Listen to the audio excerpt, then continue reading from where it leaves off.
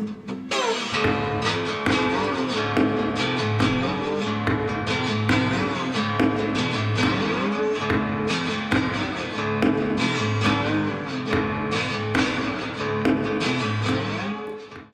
and welcome to the Old Man Orange podcast. I'm Spencer Scott Holmes. And I'm Ryan Dunigan. Luigi. Who else is in this pack? Are you like sucking off Luigi, or what's Luigi? Oh, yeah, it's Toad. Is that an Italian dude that lives down the road? Oh, they're like Mario Brother, like gut fruit snacks. Yeah, they're pretty good. Grocery outlet or Big Lots? No, I got them at Priceco actually. Okay. Got them at the old Price though. All right. No, actually, I got them at Big Lots. Never mind, take the back. You were right. Yeah, you were right. It seems. I get everything. I'm just like it's Spencer. It's one of three places: Big Lots, grocery outlet, Amazon. Yeah, Amazon. You know, strange enough, I haven't bought something on Amazon in a while, and I think it's just because I've been like stuck in Lodi, just like John Fogerty said, and like I don't want to order anything. I'm like, fuck, I have to wait around. So I've just been going to like local comic shops and local like little video game stores and just buying shit there. Mm-hmm. Actually, I didn't tell you this last week though, but at the flea market, I got this humongous, like 2 boxes full of video games for free. Mm-hmm. This old lady was just like, she was kind of tossing them out, and I was looking. I'm like, what's she doing? She's like, she's boxing them all up. She's like, well, they're not selling, so I'm getting rid of them. You want them? I'm like, yeah, I'll take them. And I got this. I mean, there was a lot of it's a lot of PC games, but they're all in the box. All have the manuals with them. They're all like in really good condition. And I know PC games aren't really worth anything, but still, it's like still worth something. And plus, there's a ton of really good games. I mean, you got like things like Half-Life 2. I got a bunch of Star Wars games, a bunch of like those kind of like also like miscellaneous LucasArts games. Sam & Max, that kind of stuff. Yeah, like that, but I didn't get Sam & Max. Like, Grim Fandango? No, none of the ones that people know of. More like these ones that like Steven Spielberg produced game of looks like adventure and mystery, but those point and click. There's like three there's 3 big LucasArts, 2 or 3 big LucasArts games that everybody remembers that aren't Star Wars. And I think it's like Grim Adventures, Grim Fandango, Sam & Max, and then isn't like Monkey Island is someone else. That's LucasArts. But Monkey Island was LucasArts? Mm-hmm. Okay, yeah. I think those are the 3 big ones. Everything else, like, oh yeah, Star Wars. Anything else, who gives a fuck? Yeah, or Indiana Jones, I guess that's the other thing, too. Well, even the Indiana Jones games, those ones are, unless it's like Super Indiana Jones for like the Super Nintendo, I don't really know a whole lot of people that know of like, there is the GameCube era, the N64 era of like Indiana Jones games. I don't know anybody that really played those ones. Yeah, I played the 64 one, and I think I bought it just a little bit too late. Not like, I bought it like in 2004. I remember just being like, oh, this is okay. The Super Nintendo one is fucking amazing. And then there's one for PC called Indiana Jones and the Fate of Atlantis. It's one of those point and click ones. That one's really cool too. Now I haven't played it. They made another version. Go ahead. I say now I haven't played that one in a long time, but at least I remember it being very amazing.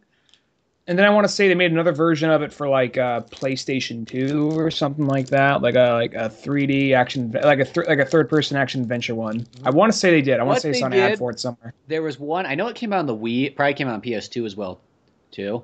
But it was a new Indiana Jones game. But when you beat the game, you could unlock Indiana Jones and the Fate of Atlantis, and then you could use the Wiimote as your mouse. Oh, okay.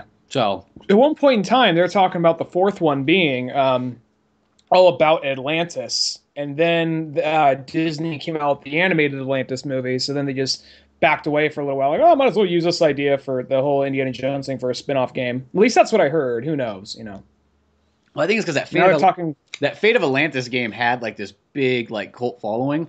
So that's what people wanted. I think they had books on that same thing, and too. It's like the Shadows of the Empire, sort of like Indiana Jones, like that really good story that people keep wanting to see in a movie or something like that. Mm-hmm. Well, I think it was also one of those things. Like, I mean, I like Dash Rendar, but it was one of those things. I think like, well, we need Han Solo, but not Han Solo because we know Han Solo's off doing other shit. So while that's going on, let's get the closest thing we can to Han Solo, throw in a little bit of Snake Plissken, call it good. Yeah, it's sort of like Han Solo's like high school buddy that went separate ways. They both kind of like took breaks during class when smoked cigarettes in the boys' room together. Well, speaking of They bullied Greedo. They beat yeah, the shit out they of Greedo, both stole his bullied lunch Greedo, money. kicked him the balls. That's why in the bathroom, just like fucking Greedo.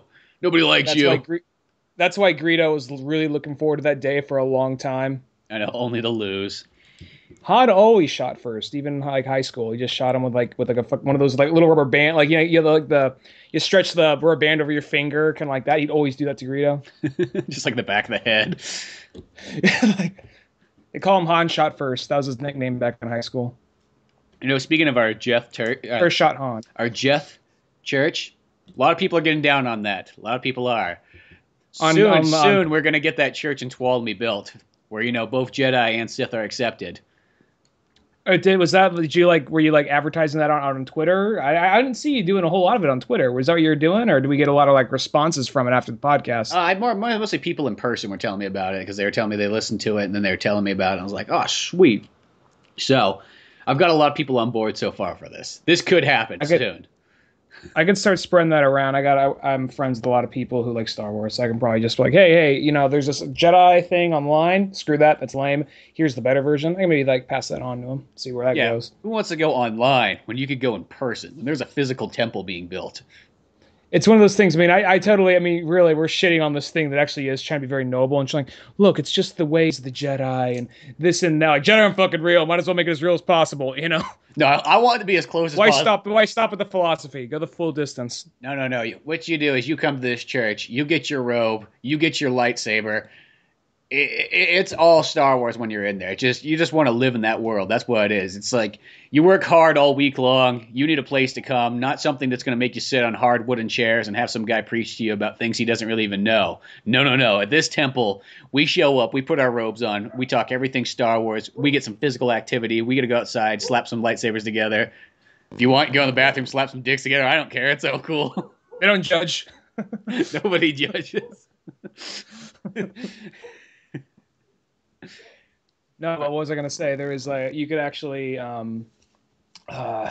regarding that right there, the one thing we'd have to worry about though is if it actually did take off and become a thing, we would have to worry about like a mouse in hot pants coming after us and like knocking on our door. Our temple. So, you like making a little bit of extra money off my shit, huh? Think it's funny? You like it, huh? So you got a merchandising booth over there, huh? I brought my friends with me. This is Captain America. This is Iron Man, and what up, boys? Like Captain America, Iron Man starts flipping shit over in like the church. Just starts breaking shit. Like start roughing it around like it's a fucking mafia movie. Like, oh, it's a nice business here. It'd be a shame if something happened to it. Like Thor knocks something over with his hammer. He's just got his hammer, and then Captain America's just beating shit up with his shield. Like, no, not the Yoda statue, not the Yoda statue. He tosses it, breaks Yoda's head off, comes back. So, you gonna pay up? Or I gotta break some more. Gotta break some legs next. Says, don't worry, I brought in the real muscle for that. Fucking Goofy comes walking in like, who am I gonna fuck up today, Mickey? He has like a sledgehammer slung over his shoulder. He doesn't have a sledgehammer. He's just got his knuckles. He's cracking them as he comes in. He just rolls the gloves off, takes his shirt off. He's just all ripped underneath. You wouldn't expect that. You assume he's like this lanky guy, but he just ripped underneath that shirt. Like Flanders. Okay, Mickey, who do you want me to fuck? Like, no. You gotta fuck him up. Like, well, all right, we'll have it your way today. It's not a Hannah Montana concert anymore. There's not like some guys that just need to be taught a lesson here. Speaking of that, don't worry, we'll get to her. She's on the list, but for now, we got these fucks. You're making merchandise profits fucking here.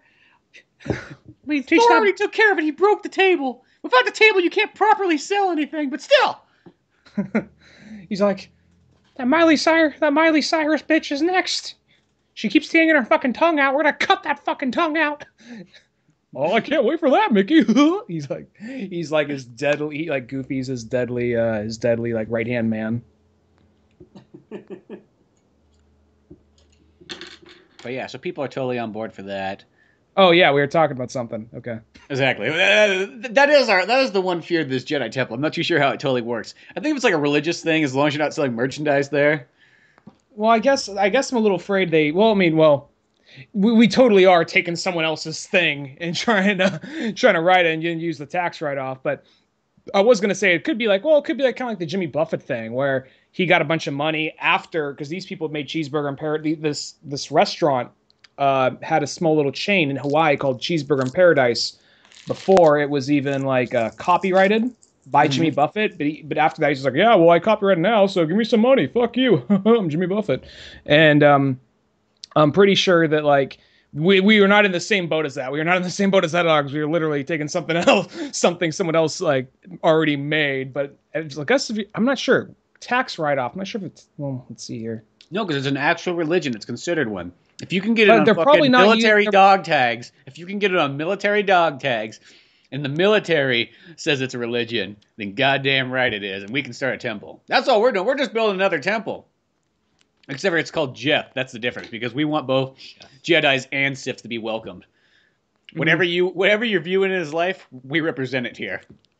You just gotta slap something with a saber at some point. Yeah. Except for when we do like lightsaber battles, you got to have goggles, because that was the one thing I learned when we were in high school and episode 3 came out and everybody started bringing lightsabers. Every battle ended in somebody getting hit in the eye.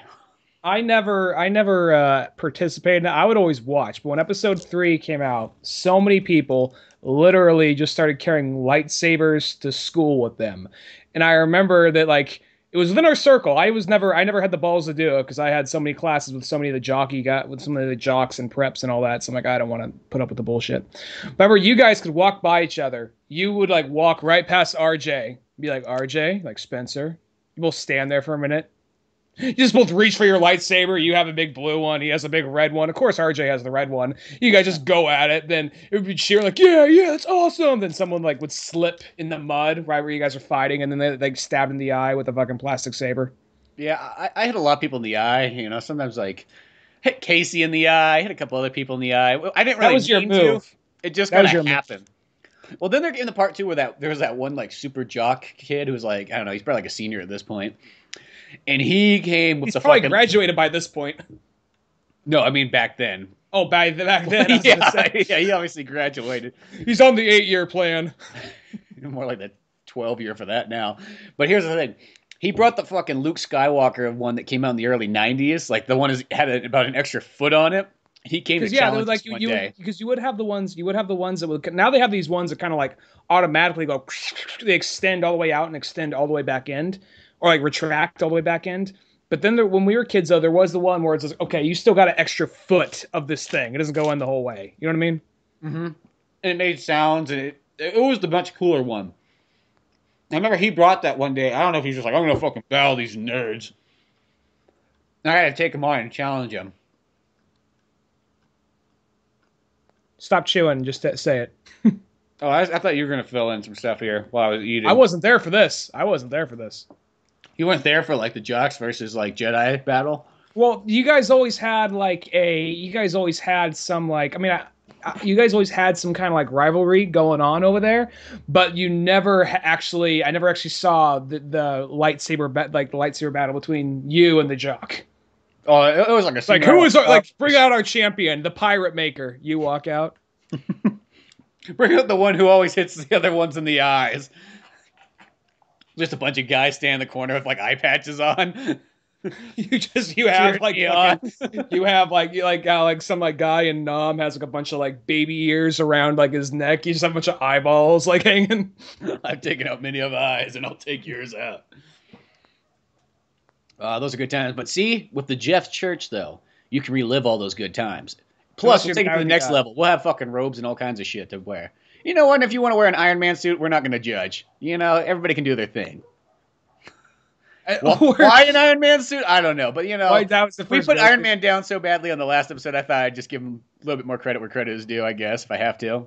Why? I don't know why. Why am I doing it? Well, I like how the second you're like going into like apologizing. Fuck, why do I apologize? You know what? No, fuck him. Fuck him. I take it back. I fucking hate. It's like him up his iron ass. School when like you have somebody that tells you like now apologize to Billy, and you just get you're like, you know what? Fuck it. I don't like this guy. You know what? Fuck this kid. Well, not Billy, but somebody. I was just throwing out a generic name. Billy's your go-to for childhood names for whatever reason.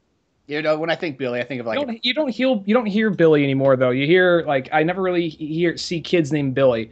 It's a lot of like Trevor. It's a lot of like Chad. A lot of Josh. You know, that's what I kind of hear for like kids' names. Well, I knew a really cool kid named Billy, and he kind of, was like the super kid for a while. Now he's like a grown man, but there's, in my mind, he's always that 10-year-old boy that lived down the He's street like from his taller cousin. than you. Everybody's taller than me. That's just like the given.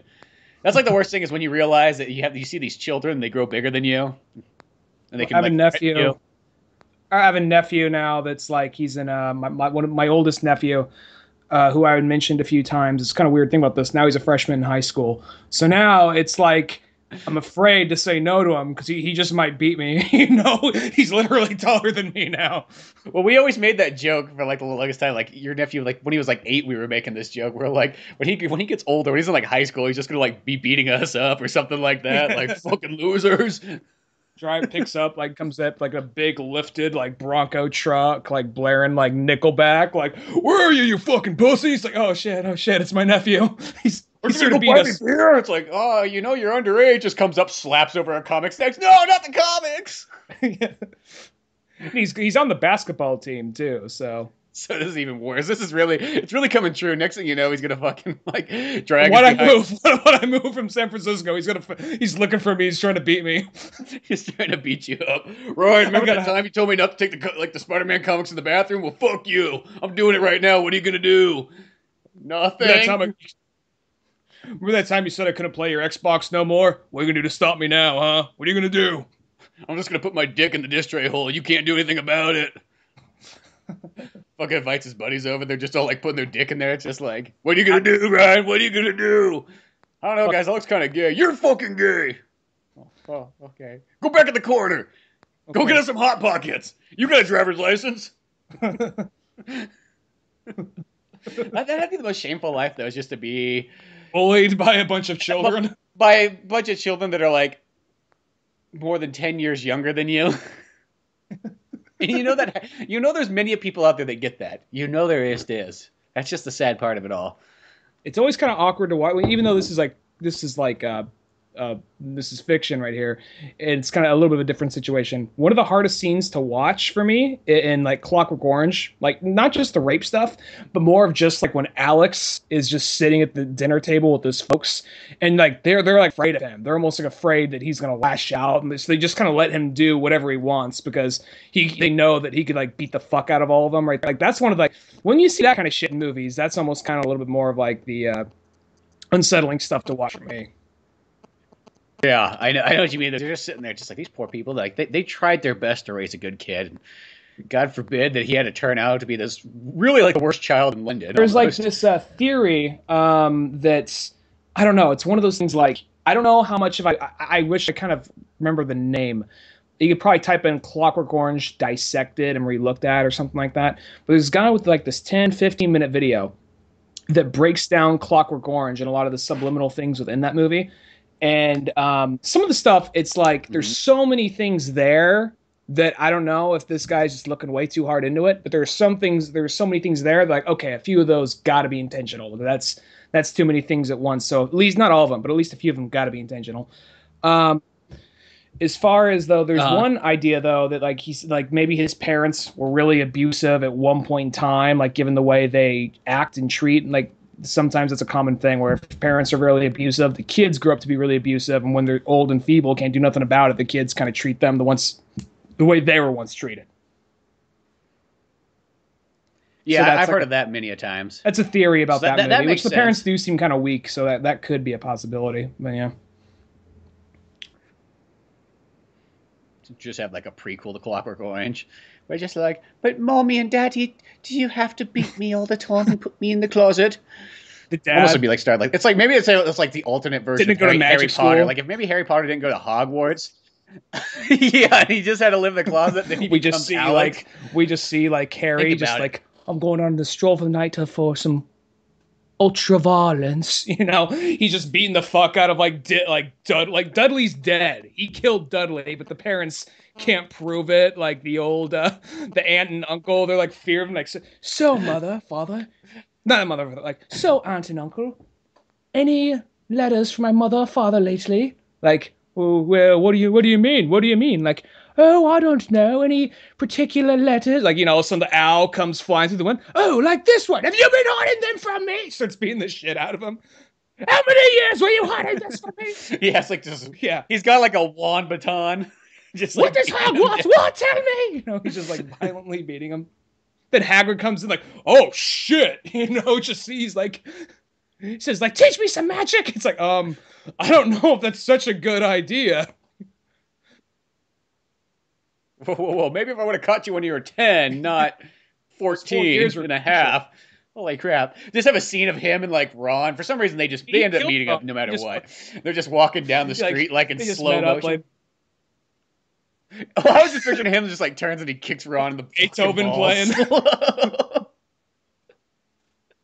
And then like there's that part when he goes to grab his hand and like where the song has the real big overture as he like goes to grab his hand where he's gonna like slice him. That's when the owl comes in, starts like swoops in, attacks Ron's face in slow motion. Like pull like you see him back and like they see him back in like Diabon Alley or whatever, just like with pumpkin juice. Like, so we're back where we started, aren't we? And then somehow, some way, he's able to go to Hogwarts, and he finally learns magic. But he just really learns the magic to come back and torture like his aunt and uncle even more. Like, no, we're really banking on this chosen one. Like, maybe if we got to him 4 years sooner. No, we're really banking on this chosen one right here. We think he really can. When like Voldemort comes back, he says, "So Harry Potter, I've come to kill you." No, let's team up. Like, well, really? Like, yeah, I want to kill him. I want to kill him. You seem like a cool guy. I mean, I think I got a couple of your albums. You don't gotta already. know. I mean, that's pretty fucking metal. What do I gotta do? Just cut mine off? Like, oh, you don't gotta do that, but okay. Yeah. No, I'm so evil. I just eviled my nose away. Like, oh, how many tattoos you got so far? Like, I don't really like tattoos. I'm just kind of. I don't mean to be evil. It just kind of happens that way. What? So you didn't like have like abusive? He just like fucking takes off like his fucking sweater. He's just like these sleeves of like satanic shit all down his arms. Like Voldemort's like, oh wow, this kid's way too fucking like dark for me. There's just multiple pictures of like his uncle being killed in different ways, just like being hung and being electrocuted and being like guillotined, being like ripped apart by 4 horses. It's just over and over. He's like, I did them all myself too. Did them in my little like basement stairway with closet. Nothing but just like some rigged like pin of.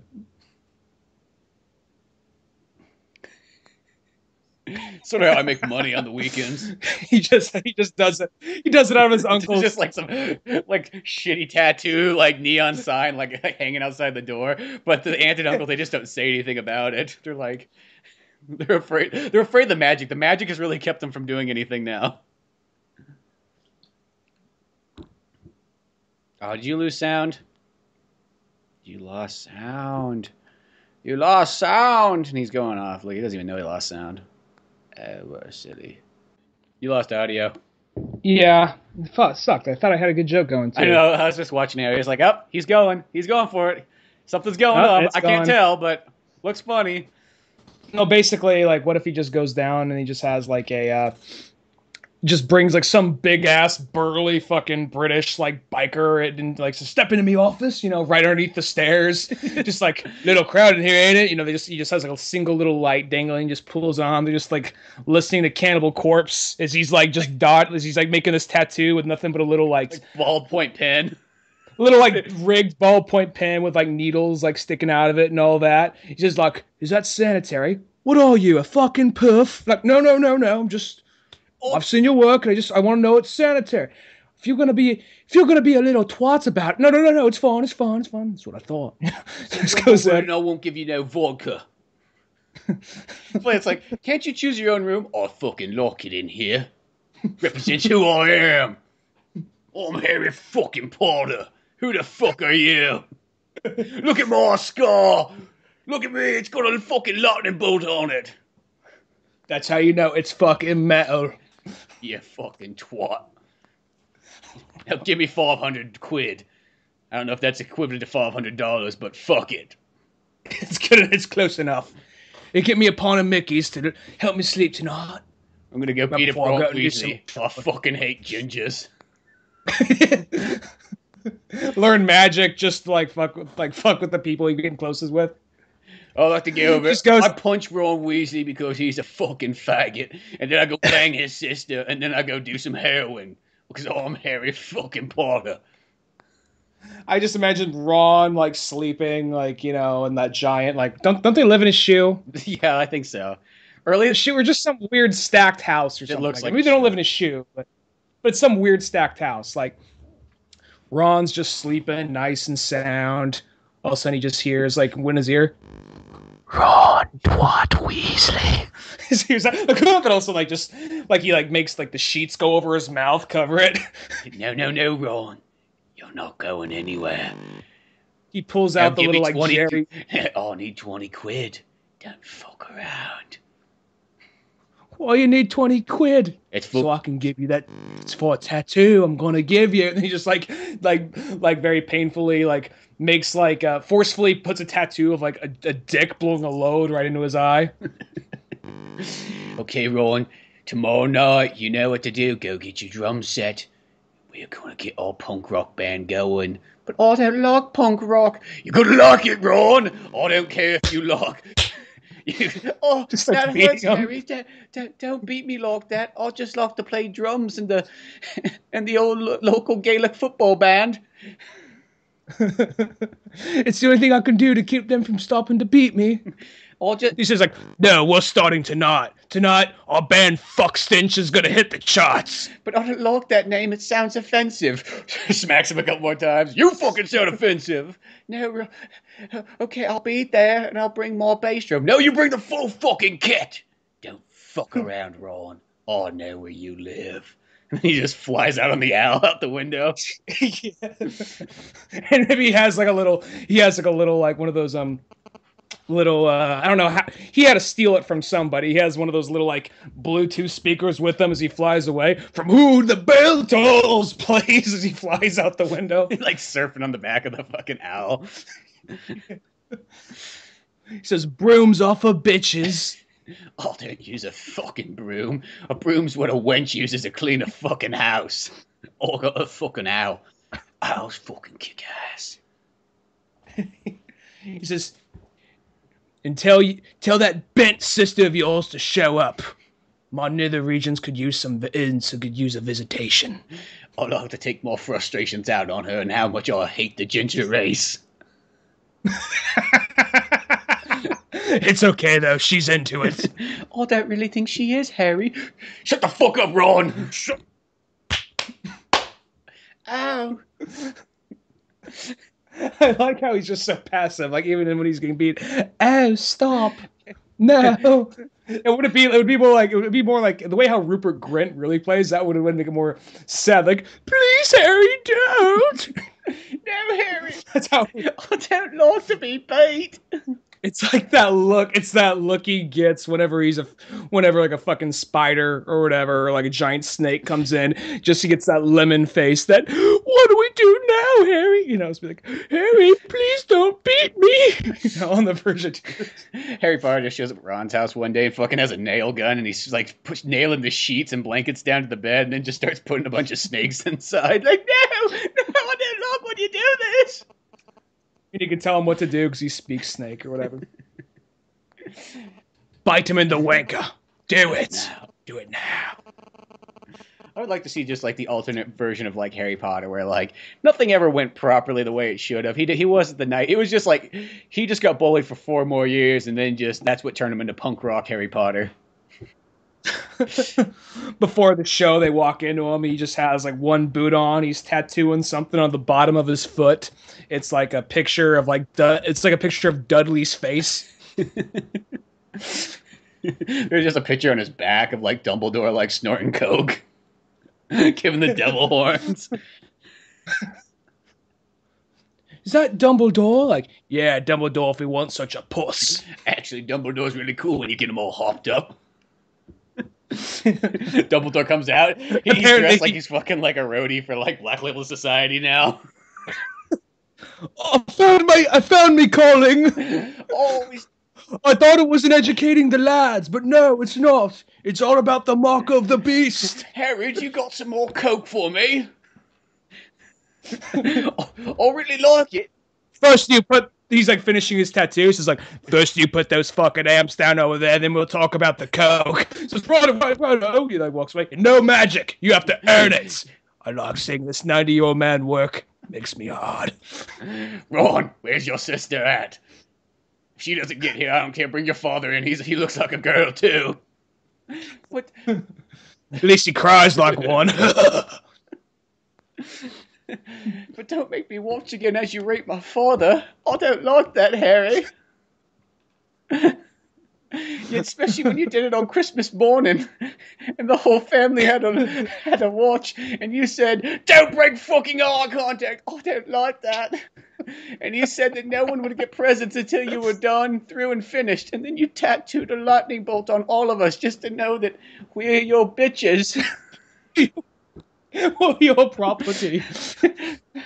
They all just got like, she's like, you wear the mark of the pot. It's the lightning bolt mark is what you fucking wear. They got it like under, like right underneath their eye, like a fucking gang. It's a fucking gang tattoo. The more lightning bolts you got underneath there just means the more time that Harry's raped you. Or like beat the fuck out of you, whichever comes first. Whatever he's in the mood for, it's mostly that kind day. of a little of both. It could just be, he could be sleeping. It could be like 3 o'clock in the morning. All of a sudden he just scratches his dick. Yeah, I believe it's that Tom. You know, he uses this instant, like, I don't know if he has it, fucking instant, like, teleportation. Instant like transmission. Right, Ron's house. Walks in there like, whose turn is it? Like, oh god, no. No, Ron, I don't want to touch you. I just want you to watch me. Watch me rape your family. But, Harry, I just wanted to get an education. And I just want to get me dick sucked. I like how we never even went into Hermione. Like, no questions asked. For some reason, it's... If he was going to do something with Hermione, it would have happened. I don't like Hermione. That's just... She's some form of cunt that just got all prissy and shit. She probably... You know what probably happened, actually, Hermione? Because this is assuming that they got 4 years late. Hermione probably, like... She wasn't, like... Ron didn't know what to do about Hermione because he was just such like a socially awkward fuck up. So he never had a chance for like many of years by Harry Potter. So by the time they would have met, she just kind of like she killed herself because she was just already socially awkward. Her only two friends that would have understood her, or too busy like one was bullying the other. Hanging herself from like the rotating stairs. She's like right. No, she's right in the like the bathroom with like crying Mona or whatever. That's why they don't have to put up with her because she's stuck in the bathroom right with like moaning Mona or whatever the fuck her name is. Then she just became friends with her, and then from that point on, crying Mona just said, "Why don't you just kill yourself?" Oh wait, you already did. Harry Potter. I'd like to see that. Well, shit, they're gonna reboot it at some point. I don't know when. At some point, they're rebooting it. There you go. There you go, Warner Brothers. You want to sell Harry Potter to the next generation? Do that. You know. Yeah.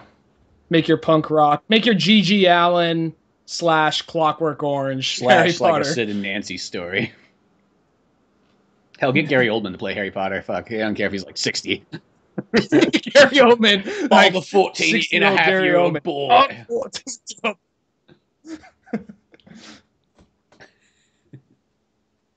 Fuck yeah. That'd be a good movie. Like, no one else questions it. Like, yeah, he must be 14. Okay. Yeah, he's Gary Oldman. He can play anything. He's like the best character actor I know. So just to see him play a 14-and-a-half-year-old boy, that would just top it off. Why not? If anybody can do it, it's him. Do you know what I saw that... What? Once. Go ahead. Some bullshit popped up on my computer. Yeah, what you can go out and buy right now? If you have some extra cash laying around? What kind of vehicle have you always wanted that's not a Batmobile?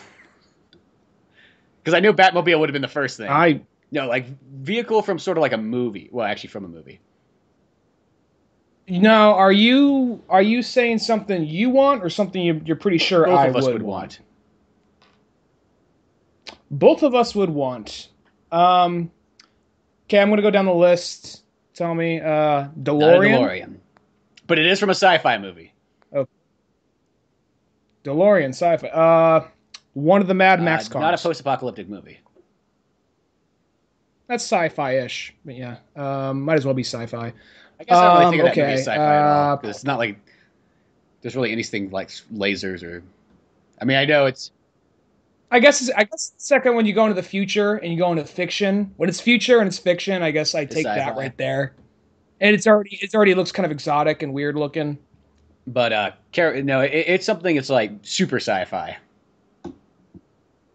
Super sci-fi, and it's a vehicle. The hoverboard. Is that fine? No, it's a full-on vehicle, not like a bicycle or skateboard or anything like that. But it has two wheels. Has two wheels. And it's not so Batman it's not related. Okay. Let's get that out.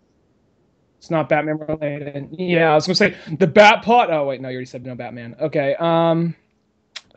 Two wheels, sci-fi related. I don't think Star Wars. Is it anything Star Wars? But Star Wars is probably why this movie got made, or at least the first one. First one. Jeff Bridges drives it. Yeah, the Tron bikes are for sale. Really, the Tron? They're making the Tron. You can actually buy. Well, they're actually the real Tron bikes from like the second movie, but you can literally drive them. And they're only sell this. I mean, this sounds like a lot of money, but when you kind of compare this to like any other car you can go out there and buy, they're only like $25,000 to $40,000. I'm just comparing that because you go out to buy a Toyota nowadays, it's like $40,000. But instead of getting a Toyota, you could get a fucking light cycle. You could just like if someone pisses you off, you can just turn the little light cut beams, cut them off. Yeah. Causes this huge like 20 car pile up. Like, oh, I didn't know it did that. I just that was just the horn. I was gonna say though, I thought that was actually, I was like, how are they gonna do the light cycle in the new movie? Because I mean, I don't know, maybe because the graphics looked all right, but like the light cycles just have that like abrupt, just like boom, like turn. They just like turn immediately. There's no there's no angle. It's just like go left, go right, straight. That's all it was. So I'm wondering, like, I was like, how are they gonna do that in the new one? But they're like, oh, they actually turn. Yeah. The thing just follows them. That makes sense. But no, I saw that and I was like, that is awesome. I just remember we had that episode of Good Old 12 and we were like, whatever, where like all the guys got light cycles for some reason. And then I remember there's that part where everybody's pulling out the garage and then like Kyle's character just makes a sharp turn and everybody runs into it. And that was just the I thought it was something as stupid as my character just like turns around and just like fucking like crashes himself like every wall. And then he just like cuts himself off. Yeah, I thought it was something like that. I thought that was pretty cool. I saw that. I was like, that is awesome. If I had $40,000, I would go buy one. Why? Because how cool is that? Looks like that's. I don't know how well these things turn though. Like I guess everyth's leaning. They just have the immediate. Or no, maybe they do like, split. It looks like there's a little line right here where they can like. Are they actually black? And do they have like? Because I wasn't sure if maybe that was all CG. No, this one's actually a physical one thing like in the movie. I think a lot of it's CG, but I guess they needed something for the guys to ride at some point. Is it actually black and does light up? Oh, awesome. It looks really cool. It'd probably be cheaper if you just kind of like built your own, but still, this one's actually from the movie. Sometimes fan-made stuff actually looks better. Which ones? Sometimes fan-made stuff looks better. Not always, but sometimes. Well, it's kind of like, what's one of the cool things? You can always go on eBay. Like, say if you want like a Lamborghini, like a 72 one or something like that, something you can't just easily go out and buy. There's always those like custom cars, or those, they call them kit cars, where you can get like that car for like $25,000. It's probably actually going to run better because it's got all new parts in it, and it's got, it's not just using the straight Lamborghini. It's got the Lamborghini like shell, but it's, all the parts underneath it can be kind of from whatever. People build these in the garage, and you can also get kits where they send you all the parts and you put them together. So you can technically have one of these sweet cars if you feel like putting it together. To me, it's like, I don't want to put it together. It's like, can I just get it like out of the package? It's like when you look at those Warhammer things, and it's like it's like, you guys spend $100 on that, and I got to paint that. Fuck that. If I'm paying $100, let some you paint. Yeah, you paint it, because I know mine's just gonna look like shit anyways. Is it gonna be one of those? isn't that what they basically made after a while? That's what they did. Dukes of Hazzard and Starsky and Hutch with was a bunch of kit cars because it kept on crashing. Like, this shit's expensive. Let's just get the kit cars. Let's get the cheaper versions. Not on the show. And that TV show, I think they just kind of kept rebuilding the car. Like, you'd crash it and rebuild it because the General Lee, contrary to popular belief, cannot jump whatsoever. It goes up and comes straight back down. It nosedives.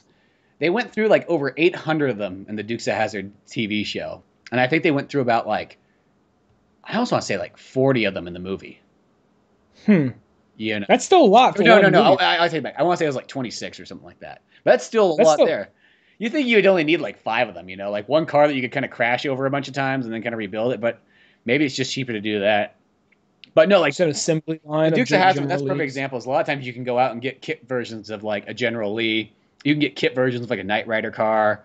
You can get kit versions of like 007 vehicles that so you don't have to spend 5 times the amount to get the original one. Yes, you technically don't have the original one, but you probably have a car that will look just the same, probably won't break down nearly as much because the parts are all newer and people are using the best parts, and so on.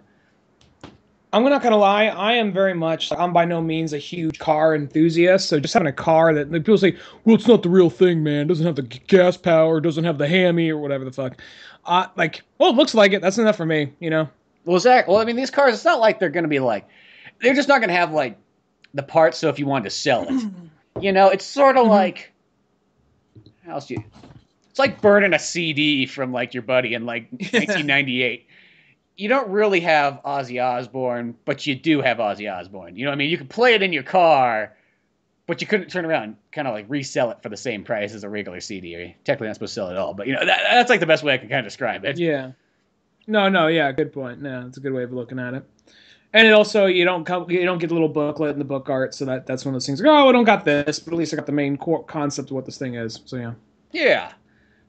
I'm not sure if that really relates. I don't know. I feel like I had to add on to that. Then after just being who the fuck cares? I don't know. Yeah, exactly. I ain't here today. I'm gonna just drink more beer. We'll be good. You just drink my beer, sing a song, and drink some beer. Speaking about Dukes of Hazzard and all that, I saw that those guys, the original Duke boys, will be at the Comic-Con, Sacramento Comic-Con this year. What? I didn't see that when I looked today. Mm-hmm. That's awesome. It's Wizard World, right? That's the Sacramento Comic-Con, right? Yeah. Yeah, Duke boys will be there. Really? That is awesome. I can't wait to go to that thing. I'm going to try to go. That's happening in June or something, right? Yeah, it doesn't happen for a while, so there's still a long ways away, but I didn't see fucking Duke boys. What the fuck's that at? You show me this other... Or maybe it's something else. Let me get my email out. Oh, wait, my phone's off. Fuck it. It might be something else. Said Wizard World. Maybe they're via satellite. We're here to show you our new insurance ad we did via satellite. Oh yeah, we just want to say we love all y'all down in Sacramento. Not enough to come drive by, but we just want to say hi and fuck you. You got your money. Well, that's okay. Batman's going to be there in the flesh, so that's the Kevin best part. Conroy. I'm not sure. You know who else is there? Is the Blue Rangers there? They added him. Billy. That's the only one. That's the only one whose name I remember was Billy. Oh, Billy and Rocky was the second Red Ranger, and then I want to say Josh was the name of the first Red Ranger. Then Kimberly was the pink. I'm sure everyone else I'm drawing a blank on who was who. Yeah, once I got to that point where they kind of switched all the actors out except for the Green Ranger, it was kind of that's where it sort of lost. Okay, here I got. Well, nobody's really the same. Here I go. Okay, I got the thing right here. Headline: Dukes of Hazzard stars reunite at Wizard World. Oh fuck, Nashville. Okay, never mind. I just assumed there's only one Wizard World. Yeah. No, the Wizard World. That's the one. It has everyone from San Diego to St. Louis to Vegas to Philadelphia and so on. Why don't you send me this bullshit for Nashville? Whatever. This is why I don't like signing up. That's why I don't like signing up for their newsletter. Because I get that kind of shit. Yeah, because then you get crap and it's just I'm not going there. At the Philadelphia one, you get a bunch of WWE guys. Mm-hmm. You get all excited for oh, fuck. Okay. Fuck that. Fucking Philadelphia. I was excited for a minute. Oh, speaking of Harry Potter, you get fucking, what's his name? The bad guy of Harry Potter. You're getting, Malfoy. Oh, fuck. I don't give a shit. Not against that actor. I'm not against that actor. Just fuck that. You could go up there, hey, fucking Malfoy, and then toss our version. That means he would have probably not even had this big long rivalry with Malfoy. He probably would have just killed Malfoy day one. You would have like stabbed him in like yeah, like he would have been like watched like, oh well, if it isn't Harry Potter, the little like foot just grabs him by the collar, just fucking starts dragging him, like throws him like into the toilet, and then like fucking Hermione and like moaning mortal or whatever the fuck her name is, like leaning in the corner, like just, you saw fucking nothing. He's like pointing at them with like a fucking because he was drowning him, he was like stabbing in the back with his fucking tattoo pen. He goes like, you fucking saw nothing. You saw nothing! You know, yelling at the ghost who walks out of there. He pretty much just murders Malfoy just to, you know, tell all his buddies, like, you don't fuck with the Harry Potter. his ghost is in there with like the with Hermione and Moaning Mortal. Just fucking Malfoy, no referee whatsoever. He says one thing to him, fucking killed. It's not even gonna get a chance to say like. He didn't even get a chance to actually do his like a full-on insult. Like, well, if it isn't Harry Potter, he doesn't know what he's gonna say. He doesn't even let him finish his sentence. Just full-on knifes him right there. I don't like the way he looked at me. Dude, I don't like seeing these like pictures of like other people's Comic-Cons. Like they get all these other people. It's like, fuck you. I think you're so special. Fucking Philadelphia. What do you think all the WWE special? people? Yeah, they had Sting be in there. Well, he's not WWE, but he's like that one really big wrestler that just like never went to the WWE. He like stick to his guns of like not being in the WWE. I always got to clarify. It takes me to say like Sting. Oh, the wrestler Sting. I think musician Sting is just going to show up to Comic-Con one day like, hello, I was a member of the police once. And I used to wrestle at one point in time. Well, actually, everybody thought I wrestled. I'm not really a huge like Sting or even a huge Police enthusiast, but I really fucking hate that one song. It's like a song you see on LA, but it's all meant to sound like it's like LA, a land of enchantment, or whatever. It's meant to sound like some kind of like chant, kind of like some kind of like Middle Eastern kind of thing. Like, what the fuck is this? I don't know if I remember that. It's like came out like late 90s. It's like it sounds like he's doing a chant, but then you realize he's just chanting LA, and then he's all talking about this place like it's a mystical place out in the desert. And it's like, oh, it's fucking talking about Los Angeles. The song is that a Sting or a Police song? Sting. Oh, okay. I'm not like it's like I have like a Police album or so, but I don't have any like. I got the same one. Police got some good songs. I'm just not really big on Sting, really. Yeah, that's how I feel too. Mm-hmm. But yeah. No, I sometimes just gotta. That's why I never sign up for the newsletter usually. Now I'm just looking at this. Now I'm looking more down this. I'm seeing like, oh man, they're getting this guy, they're getting that guy. Oh man, I'm getting really jealous now. Why the fuck did I sign up for that newsletter? I know, just that newsletter of shame. It's like, oh, guess who's not coming to Sacramento? Don't you wish you lived somewhere else? Why? It's sort of like one thing I always hate is like it kind of happens like at the beginning of podcasts sometimes when you listen to them and they're like, guess what's going on in Los Angeles? All this fun stuff. Is that coming to Northern California? No, you stupid fuck. Yeah, like, why did you just decide to live up there? Nothing fun comes to Northern California. And you're just like, oh. I'm looking at this one. Arrow star Stephen ML returns. Like, oh, he was, fucking Philadelphia. Okay. We get kind of like the lesser Arrow people at the Sacramento one. We get Laurel's character is going to be there, and then this is kind of cool. The Deathstroke's going to be there. Oh, Deathstroke's cool. Laurel, tell me this right now. I kind of took a break from watching it. I'm going to get caught up on it. It's weird. It was just starting to get good, but then I just took a break from it. Like he was starting to date Huntress and all that. Does Laurel, because she has the name, does she eventually become Black Canary? She becomes the second Black Canary. She becomes the second Black Canary. And I'm guessing the sister that apparently died out in sea, she didn't die. She's going to come back. Yeah, she comes back. She's the first one. So what they do instead, because in the comic books it's kind of weirder, because Black Canary's like, it's like the mom is Black Canary, and then the daughter's like the later day Black Canary. The weird thing, though, is Oliver dates both of them. Yeah, I know. Just because that's how he is. So they're like, you know what? You know, that mother-daughter like tag team fucking like it's a Def Leppard concert thing. Let's just change that to two sisters that are like close in age. That had to be, if I had to guess, just a rough guess. I'm guessing that was Denny O'Neil that probably wrote that. No, maybe because I'm wrong. I'm just guessing. Because I can see him possibly doing something kind of like, he was trying to be really revolutionary and very kind of bring a lot of shock value. You can tell, like in Traveling Heroes type stuff. So it wouldn't surprise me if he did that. Maybe I'm wrong. I'm just guessing. I can't remember which Black Black Canary that is in the Traveling Heroes. Is that the second Black Canary? I don't know. I think it's Dinah. Dinah being the second. Yeah, Dinah's the second one. The first one's name is I can't remember. But whatever. I think it is because I think the first one's only like she's in like the golden age of DC, sort of.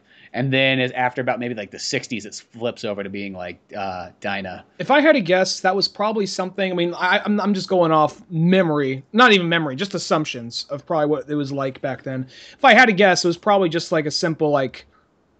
Actually, now I'm thinking about it, they probably even have this in there. I mean, I'm just completely re-editing every thought before I even get a chance to say it out.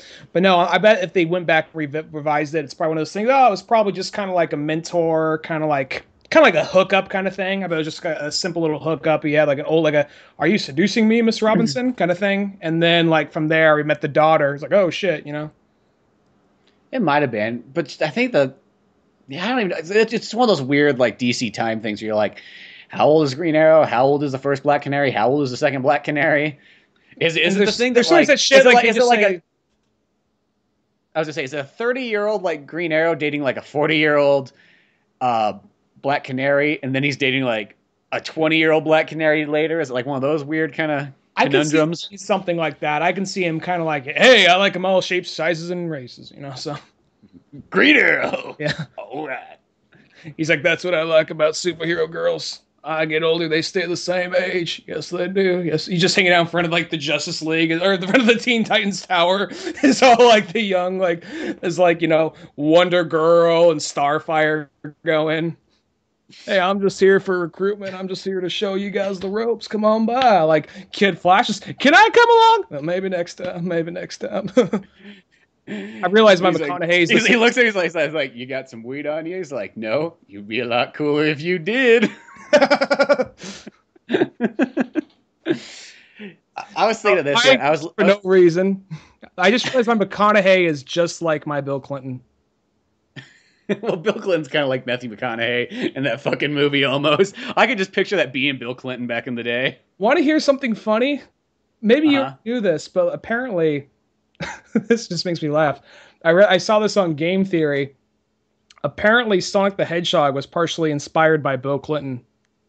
Yeah, I heard that a long time ago too. Sonic's just going out there like fucking whatever he can find and like, hey man, it's what I do. That would have been before that, but still, I just like the idea of Sonic, like Amy's like, get your shit out of here. Like, oh, come on. I didn't know. I was just playing around. She was a rabbit, man. I mean, like they put us together on a TV show. I fucking married you. I chased you down through the Green Hill Zone, Mechanical Zone, and you get with me with that rabbit whore? You fucking ass. Oh, come on, baby. I love you. It was just fun. Come on. Just me and the walrus guy. What was the walrus guy's name again? Rotor. Me and Rotor, we were just doing the Rudo Rotor onto her. Just, Rudo Rotor. We made Tails watch and said he'd be a man if he watched and jerked off. He just kind of cried while jerking off. It was kind of made me feel a little bad, but then I realized, oh, wait, I'm doing the Rudo Rotor. I'm actually kind of happy. I don't give a shit. Is it wrong that I make like a 6-year-old boy watch and jerk off and has no idea what's going on? I don't know. I'm an animal. Fuck you. It's what I do. It's what I do. Speaking of which, I was listening to like the Kevin Smith Batman and Robin commentary thing on Fat Man and Batman, and when he was talking about like he's going off this thing like how much Batman's in each movie. This just crossed my mind. I'm like, this is if I made a Batman movie, I would make Batman in that costume like fucking 95% of the movie, and the only time he would not be in the costume, this would explain why nobody even questions Bruce Wayne. Is when you show Bruce Wayne, he just puts on this act like he's fucking the Wolf of Wall Street. Like, all he's just doing is, like, makes him look like he's doing drugs. Not real drugs. It's Batman. He's got a way to do it. He's fucking, like, snoring, like, Fruit Loops or something. I don't know. Probably something cool than that. Or he just go into the bathroom. He just go into the bathroom like, hey, Bruce Wayne, nice to see you. 1 minute. Just come back, act a little bit more fucked up and leave. I got stuff I got to take care of. Later. So that like all you see is like whenever you see Bruce Wayne when he's not Batman, he's just like he just makes it look like he's banging chicks left and right, doing drugs, just like the Wolf of Wall Street, like doing all these like pranks and stuff. And then when it cuts back, we just go to Batman. It explains why nobody ever questions the Bruce Wayne thing because they're like, that fucking guy's not doing anything heroic. Maybe the That's one all you time. need to show. And then Don't maybe even- like when he's in the bat lab, maybe he has the hood off and he just kind of looking over like data, and maybe then. But as far as like Oh, out in that's public, different like that. yeah. That's like if he's got like the hood off or something, that's fine. But I'm just thinking like don't it's like you know what? We see it's like we don't really need, we see people like Bruce Wayne all the time. Let's just see Batman. Like just make that the entire movie. Like couple shots here and there of him like without the suit on, but because I was thinking about that when they were kind of mentioning enough. It's like, yeah, so many of those movies, there's just not enough, him in the suit fucking throwing punches, doing Batman things. Like, I just like the idea of it, like, they do it a lot of times in the comics where it's like he doesn't take the suit off for like fucking 3 days and stuff like that. I think that's kind of cool where he's just literally living life as Batman. Like, he doesn't, where in the movies it makes it out that like he does Batman for like an hour every night. Like his iPhone goes off. Even in the Nolan ones, it's like, it's almost like he doesn't do Batman like religiously as much as he needs to be. Well, as because far we as, focus a lot. Go ahead. I was just gonna say because we still don't see him like I know Dark Knight Rises is the one where he's not in the suit very often, but like fuck it, just put him in the suit like the whole movie. Like make it like make it even like Judge Dredd 2, where you never see him without the mask on. He just has it on the whole fucking time. I'd be all down for that because we've seen already so many other interpretations. It really wouldn't surprise me. I'm not saying it will happen, but it wouldn't surprise me if Batman versus Superman, if in that they actually try something a little bit more of that, because there's gonna be a lot of characters in that. And I think Scott Snyder, people complain about him a lot. I mean, Zack Snyder. I always get those names mixed up. Zack Snyder. I think that even though a lot of people complain about like his style, I think he does know comics well enough. Well, we've seen this enough because he knew in like Man of Steel. Well, we've seen this and this enough. Let's try it this way. Like, because he wasn't trying to repeat a whole lot of things in Man of Steel. I could see him being like, well, let's try a new approach for like the whole Batman formula. So let's have him let's have him more in the suit than he is just Bruce Wayne. Well, perfect example. You watch those DC animated ones, and a lot of those ones that were like Justice League ones, I don't think you ever see him like as Bruce Wayne very often. A lot of times he's just always in the suit. Just, what I mean? If Batman's not the main character, like, as I said, a couple you can have a couple shots of him. It doesn't have to be like 100%, but like do something where it's like no matter what, like 90% of the movie he's in the suit, fucking throwing punches, doing detective work. It's like an Arkham Asylum fucking movie. I think that when you look even at if you look at the video games and the comics, as well as most of the animated series, most of the stories focus around like what's the A story? The A story is him doing Batman stuff and being in the suit, and then we might cut to some Bruce Wayne stuff over here, just because we have to. But most of it we are focusing on the Batman side of his life. Or I think the movies, it's more of like they try and make it more of a whole. They try and rather than being kind of like Batman or Bruce Wayne, they try to walk the middle ground and give him a reason to go into the suit rather than just being in the suit in the first place, focusing on that. And I think that if you got a movie called Batman versus Superman, he's already established. We already know who he is. We've seen so many movies by this point with him. He could just be in the suit already, and you know what I'm saying? I mean, we don't really have to have this big long like build up to it. Yeah, he's in the suit, no questions asked. I'm just saying that's not gonna be like every Batman movie from this point on. Just make one Batman movie, and then I just think that'd be the way to go. Just almost focus on it like it's sort of an action detective movie where he's all like the action just doesn't let up. There's not a moment to like breathe or to take the suit off. He's just continuing the battle, the crusade of whatever this movie is. That'd be sweet. I'd be all for that. I mean, I'm sure we'll get there eventually. I mean, certain things are happening in comics. I mean, not comics, in film about comics that I would never really assume. Like I wasn't really sure if we'd ever reach that point of Avengers. I wasn't sure if we'd ever reach that point where people gave a shit about Iron Man, and I really wasn't sure if we had ever Justice League. I wasn't sure if we were going to see Superman, Batman, even though they talked about it for years. So now that it's actually all happening and they actually got footage for it. It's one of those things like, oh, wow, I guess, anything's possible by this point. It wouldn't surprise me. Okay, like some years later down the line, Nintendo starts doing their movie. They do a Smash Brothers movie. This is their Avengers, Yeah, it looks like it's kind of going that way with a lot of series. But I just can't wait till Go ahead. I was gonna say I just like to see a part where they sort of get past sort of the origin stuff, because when you read a comic or you watch like a TV episode, there always is those ones where they focus more on him being Bruce Wayne, but the majority of them always is like detective work, Batman, he's doing something in the suit always. So it's like And that goes with like almost all superhero movies. I'd like to see a point where we don't have to like look at the character without the mask on. Like make it like, because I thought Judge Dredd just did it so right. Like Judge Dredd, it was just filled with action. He was already Judge Dredd in the second Judge Dredd. Let me rephrase I know that. what you meant. Yeah. You know, he was always had the helmet on no matter what. You know, we didn't have to really explain who he was. We just kind of knew this is Judge Dredd. This is the world he lives in, and everything can be kind of told just almost through body language and like, you know, just regular conversations. We just jumped into his life. I'd like to see more movies do that. Or another example is Punisher Warzone. That's another good example of like just kind of jumped right in. A couple little quick flashbacks just to catch people up if you missed the other Punisher movies, and then bam.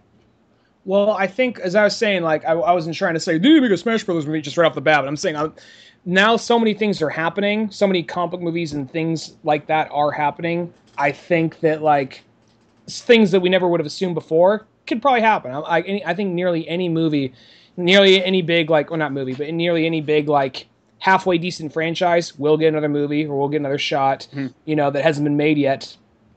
And I think that, like, since they're making so many comic book movies, as well as they're trying to start up video game movies again, they've already talked about making Sony. I mean, this could just be one of those things that goes nowhere, but Sony mentioned a possibility about doing an animated Mario Brothers movie, so we'll see where that goes. But I mean, we'll see. Well, they're working on a Sonic Uncharted movie as well too. Sony's also doing Sonic, so yeah. So, but that's good because it's one of those I'm kind of waiting on the video game ones because it's been a pretty big dry spell. It seemed like Prince. I mean, there has been like, you know, straight to video ones, but it seemed like Prince of Persia was kind of like the end of like that video game kind of movies. Well, it seems like what happens. Well, I mean, was there really one that came out in theaters since Prince of Persia? The next one coming out that I can think of that's coming to theaters is Hitman Agent 47. That's the next one I can think of that's coming out. But since Prince of Persia, first Hitman didn't go to theaters. Yes, it did. I saw it in theaters. Well, it did. Did it go like all theaters? I saw it in Sonora, so yeah. Oh, okay, well then it went to all theaters then. I thought that one was kind of like a small release. It might as well have been.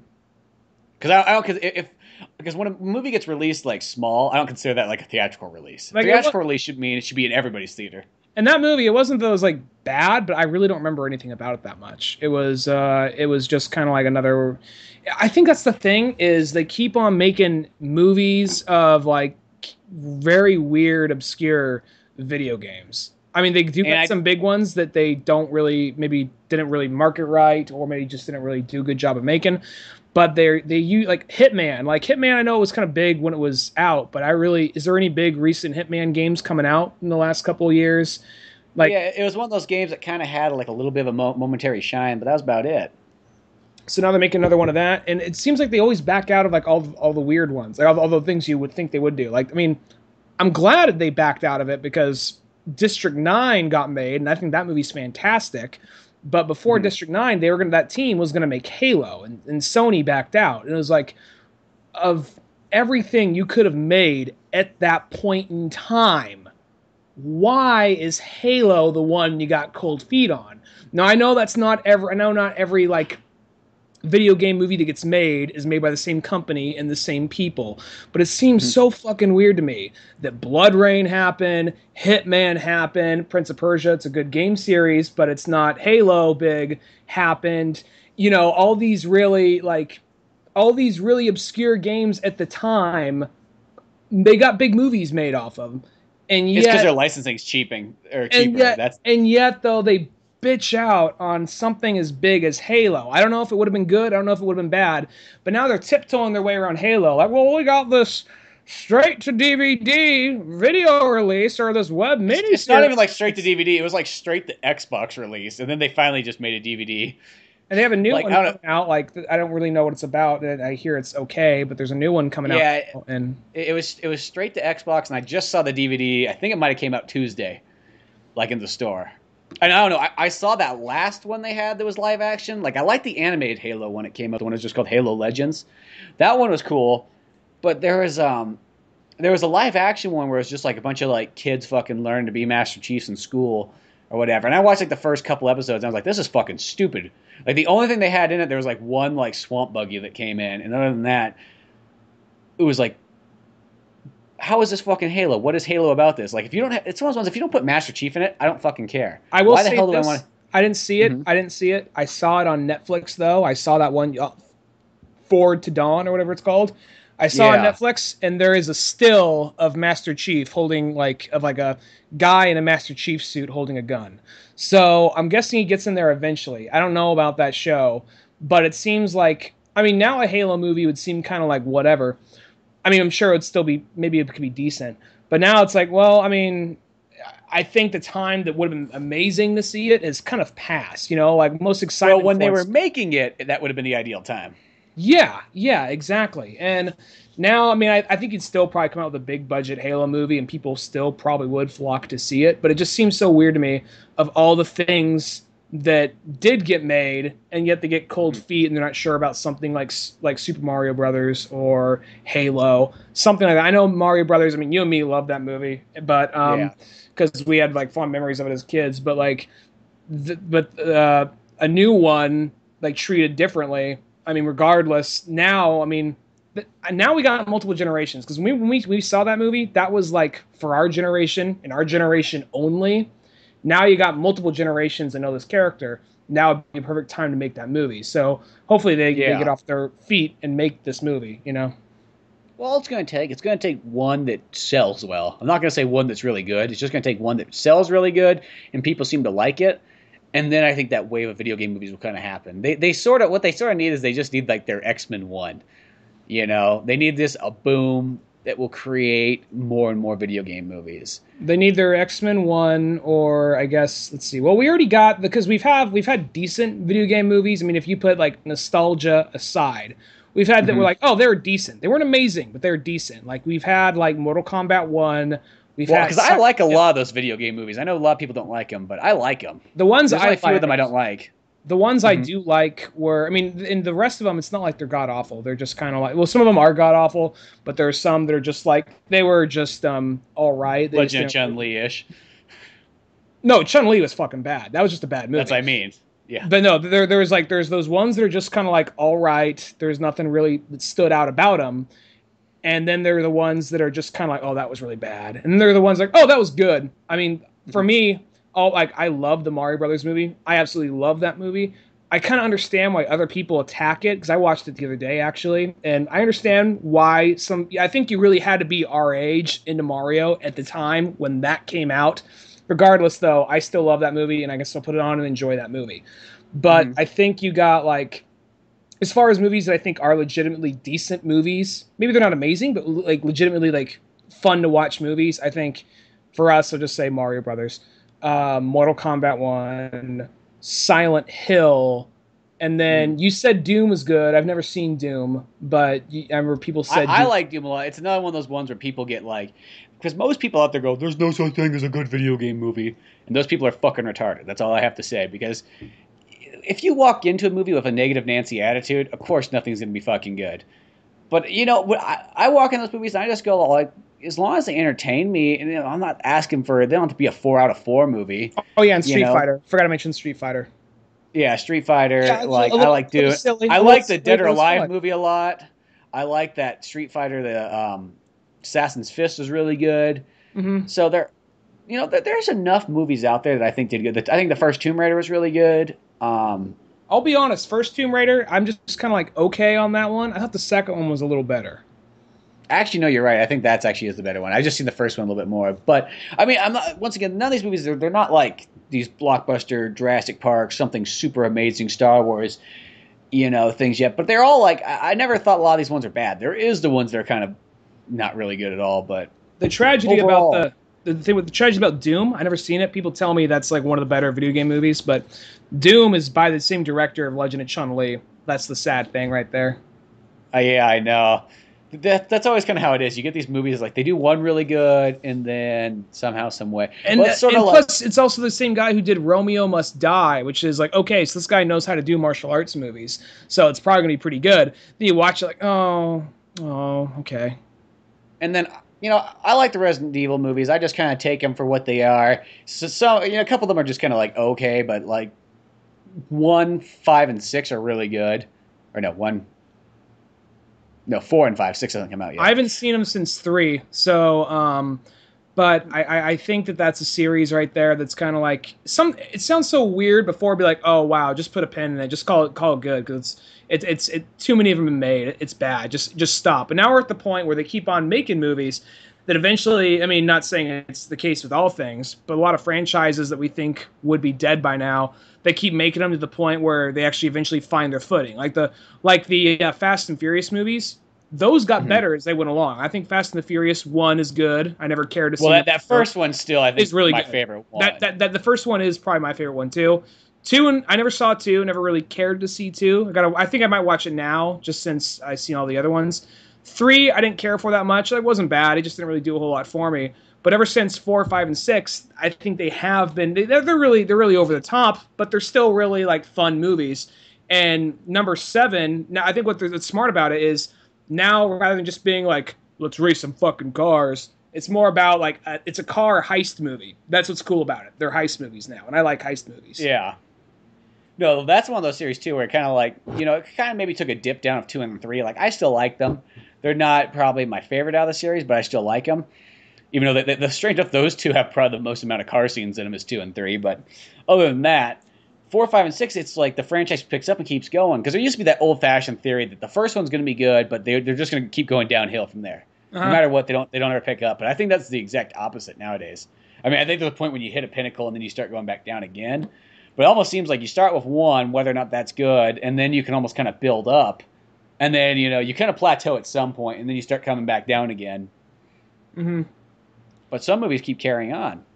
I think we are at the point where we could start to expect to see more video game. I'm trying to think of the video game movies they had announced. All right, so Ratchet and Clank, Sly Cooper. Those are 2 CG movies that are coming out, and those are actually made by the creators. So I'm expecting nothing but good things from those. Now, I mean, I'll be lying if I said I ever played Sly Cooper. I played a little bit of Ratchet and Clank. I liked what I played. Mm-hmm. But, I mean, since they're by their creators, and I actually like animation, and it's something different than Pixar DreamWorks, I'm looking for, and I even like Pixar, but it's kind of just nice to get a breath of fresh air. But so I'm just kind of looking forward to seeing those two, because seeing the actual creators create a movie off it, that's actually something kind of interesting right there. And then you got the Sonic thing, which is up in the air, which that's been very, very quiet. The only things they announced is one of the some writers from the Upstanding Citizens Brigade are writing it. It's produced by the guy who did 21 Jump Street and Fast and Furious, and the movie might be PG-13. That's the only real stuff that's come out about that movie. Who knows? It wouldn't surprise me if it never happens, because that's sometimes the stories about the stuff. And then we got what's another? There's another big one coming. There's that new Adam Sandler movie Pixels. Oh well, that's more of an inspired one. Actually, that's something I want to talk about. I forgot about that, but I want to talk about that. I got a mixed bag of emotions watching that trailer. We're gonna take a quick break right here, but now a word from our buddies at Painted Black Podcast. Take a listen. I'm Pete. That's Brian. Yeah. There's Lou. We are Painted Black Podcast. We are Painted Black Comics. If you could describe the show, what would you describe it? Horribly offensive. Balls to the walls. A good time. I don't know. Unprofessional? I wouldn't be surprised if fucking Barney heard some screaming from next door. Right? Hey, yo, Fred, I got kicked out of the house. Can I stay with you guys for a little bit? No, Barney. We're not friends like that. You better go stay with the zoo. Yeah. Dum-dum, you should have said yes to your wife. Can you imagine what Disney World would have been like had he lived longer? No Jews. That's the primary difference. Yeah. I feel like he funded the Nazis in some way. I can't prove it. The first fucking model of their helmet had ears on it. Oh, the basket's ears coming over the hill. What the fuck's going on? Dosan sounds like a Renaissance painter. He was a fifth Ninja Turtle. He wasn't right in the head. They didn't really bring him out too much. I'd like to fight the foot. That's probably why they had all those stupid ass toppings. Bubble gum. Fuck, who let those sounds order the pizza? I want stink bug. Who put Legos on this shit? Can I give you money for sex? I would enjoy making a transaction for a blowjob. Can I get a receipt with that pussy? Oh yeah, how do I follow this? Do you wash those briefs with starch? Make that booty clap. Why don't you? Let's hear Randy Newman doing the song for Pompeii. Oh, he's on the spot. Whoa, did smoke. Volcano. Whoa, it's the smoke. Vesuvius. And we're back. Well, this is kind of how it is. Like, with modern Adam Sandler movies, it's that kind of thing. They're almost like that buddy you used to know a long time ago. You're like, man, that guy was great. He was funny. We used to have the greatest time hanging out. It's like, what is he up to? I don't know. Well, we go hang out with him later. And then you go meet up with him. And then you just kind of realize it's just like, he's more just kind of like not nearly as funny. It almost seems a little bit sadder now. And you're kind of wondering what happened. And I don't mean to really put Adam Sandler down, but like the last handful of movies I've seen of his that I just kind of caught, here or there, there were those ones where it's like I laughed a couple times, but I'm like, this isn't The Waterboy. This isn't fucking Little Nicky or Happy Gilmore or Billy Madison. Or even like Wedding Singer, another amazing one. It's just like that. And I don't know if it's one of those ones like there was the 90s and that like when he had his comedy just finely tuned. And then I know he kind of switched over to some family ones. And he had some good movies in the early 2000s. But then it just kind of progressed to this area where it's like the comedy just wasn't funny anymore. Obviously there'd be a couple good jokes in them, but a perfect example of a movie that should have been amazing, just with like the cast alone, was what was the family one he did? Grown Ups. Like that should have been amazing. I mean, look who's in it. Look who's fucking in that movie. Why is that movie not like a 4 out of 4 comedy? Well, it should have been like The Expendables of fucking comedy. And I watched it. I think that's what they're trying to go off of. Like, look at all these guys you fucking like from the 90s. Where Expendables like, look at all these guys you fucking like from the 80s. But that was action, so it worked better. I watched that first one, and it was one of those movies where I probably laughed like maximum 5 times in the entire movie. Now I always feel like that's not what you want from a movie. You do not want to have like 5 laughs in your movie. Now, obviously, probably like for some, maybe like kids, maybe like these newer Adam Sandler movies. I don't know. Maybe if you're 8 years old. But yeah, it's just like, I don't know. It's just, I think they're just almost like too lighthearted. I think Adam Sandler either something he did, maybe if he went to rated R, and just really changed his game a bit. Or have you heard any of his... I was going to say, what you were going to say something, though. I cut you off. Have you heard any of his comedy albums from the early 90s? That stuff's great. And it's like, you never see that in the movies. I would like to see... Yeah, like I would like to see kind of like, there's the GOAT, there's the Rules of the Road, like those, like, I mean, I'd like to almost see kind of like that style of humor in like his movies, because the guy can do funny shit, and I'm assuming he wrote all that, or him and his buddies wrote all that. So I think that, I mean, the guy did have like, he was pretty funny at one point in time. And another thing is, I mean, there's some movies like, okay, I think if Little Nicky came out today, I don't know if I'd like it. I liked it as a kid. But there's certain movies he did come out with at a time that I think, regardless of when they came out, I think they would be good. Like Happy Gilmore, Billy Madison is so fucking outrageous and so dumb and so ridiculous that I think that movie, it's just funny regardless. You know what I mean?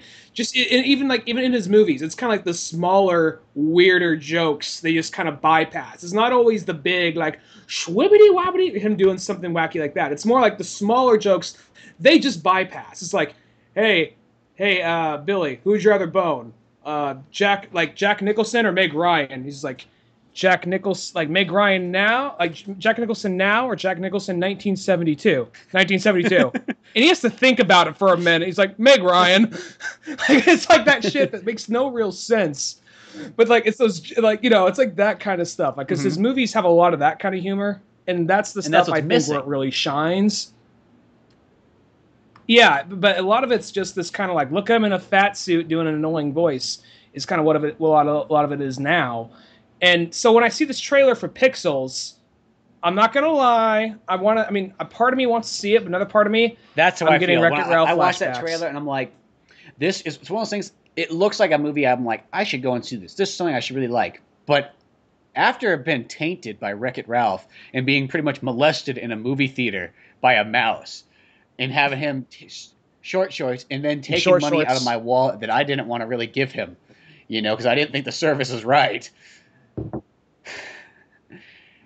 I'm really iffy about these movies that are kind of like inspired by video games that happen to have, like that kind of thing now. It's like almost Well, one of the best comic book movies ever made. It was very much that, and that was Scott Pilgrim. Yeah, Scott So we gotta Pilgrim is a keep perfect that in example of mind. like how it should be cool. And then Wreck-It Ralph, it's just one of those. I'm glad I found somebody else though who told me, like, I met somebody who said he's like, oh yeah, the first half an hour was good and I hated it afterwards. I'm like, thank Christ, it's so hard to find people like, because sometimes people.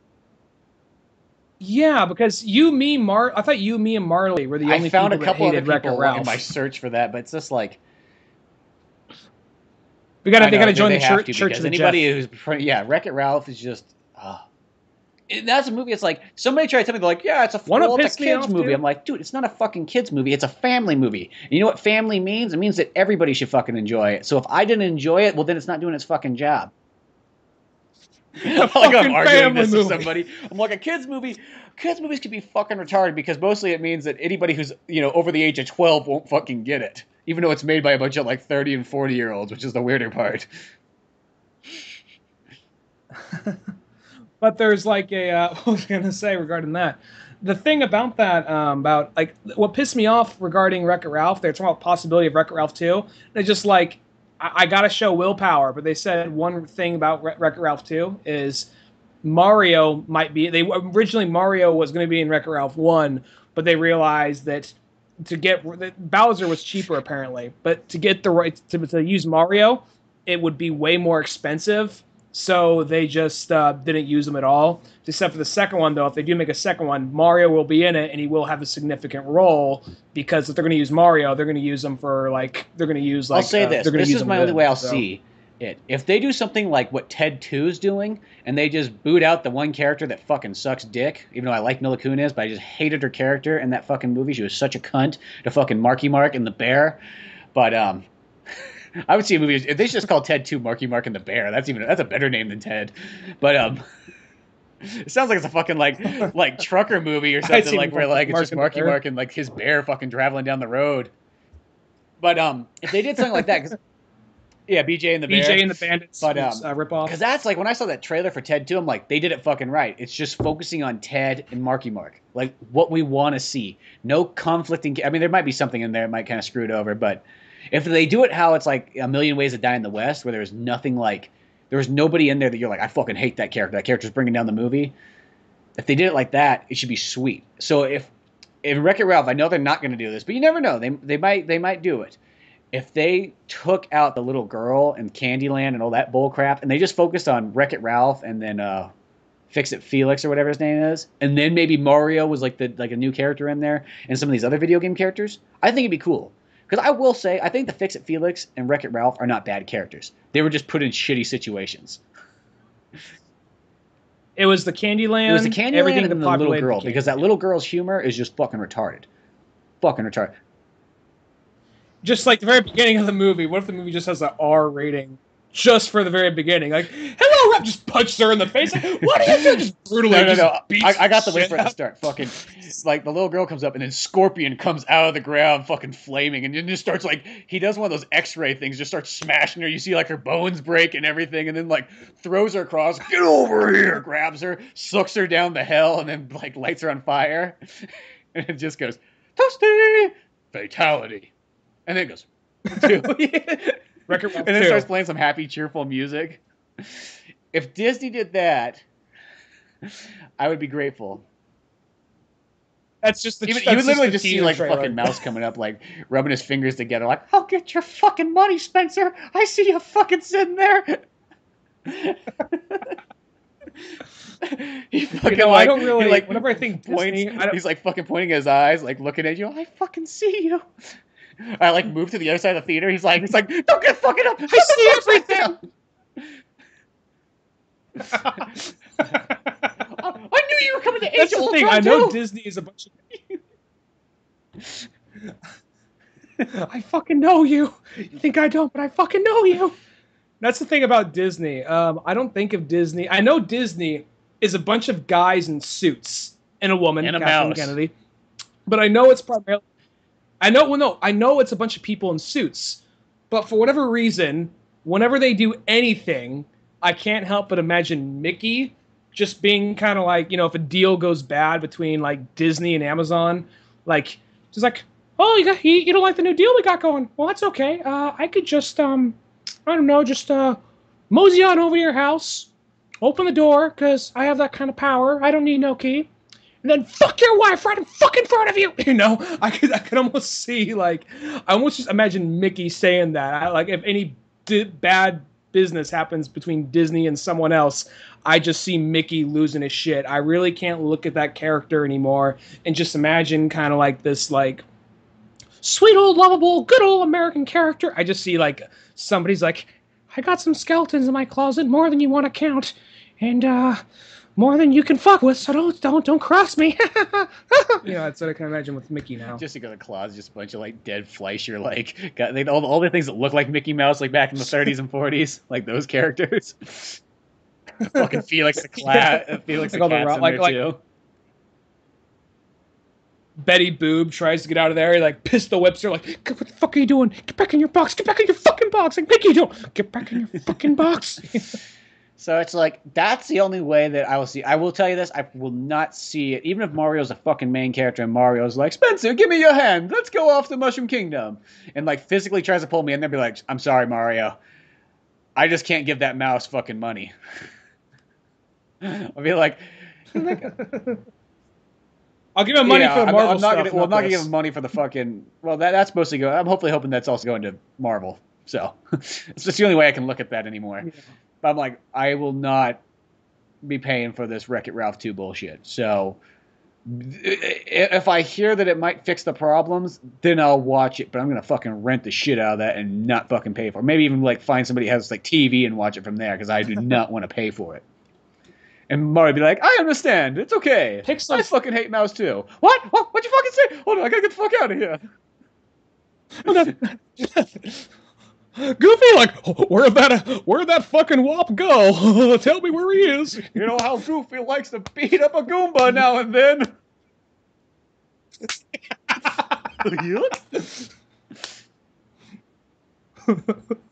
Where you going, you Italian How would fuck? you make me a meatball sandwich so I can shove it down your fucking throat?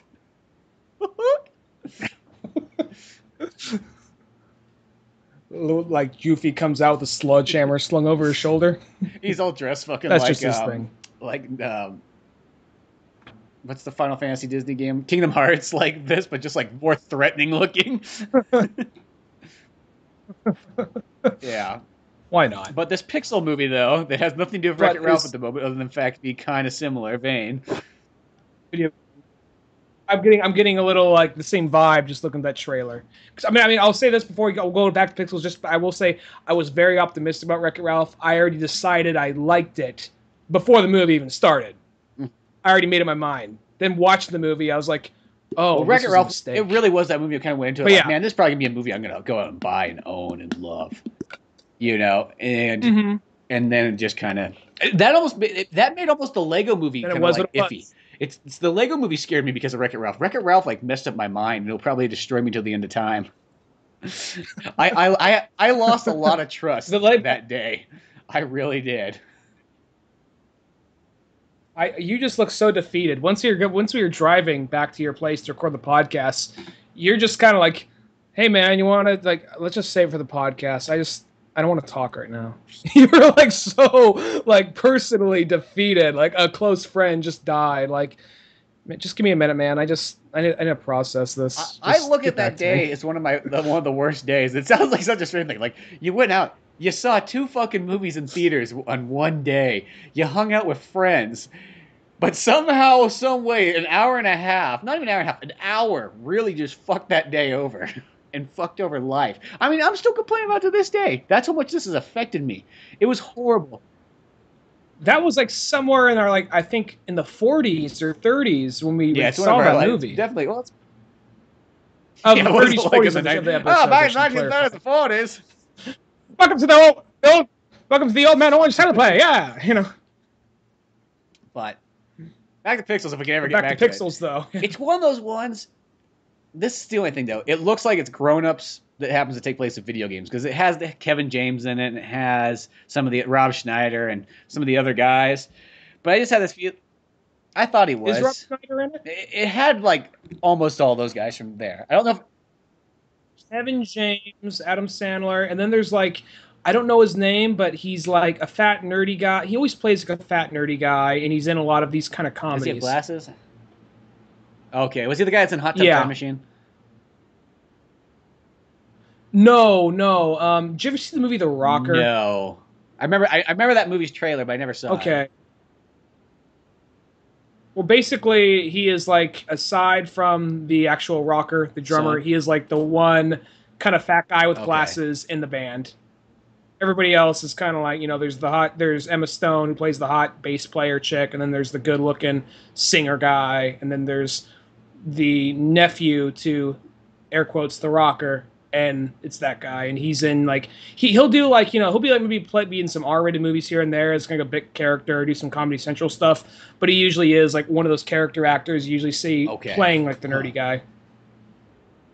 I got an idea who you're talking about, so carry on. Oh, no, that's it. That's well, yeah, but I mean, carry on. Pixels.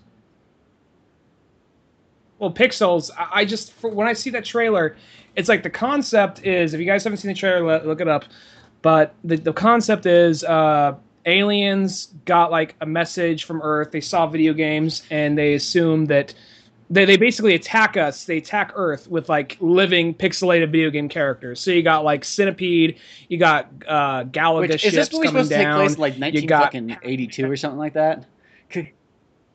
Well, they sent it because they're receiving a message that was sent. Because I was kind of one of them, like, because it sort of reminds me like one of those ones like.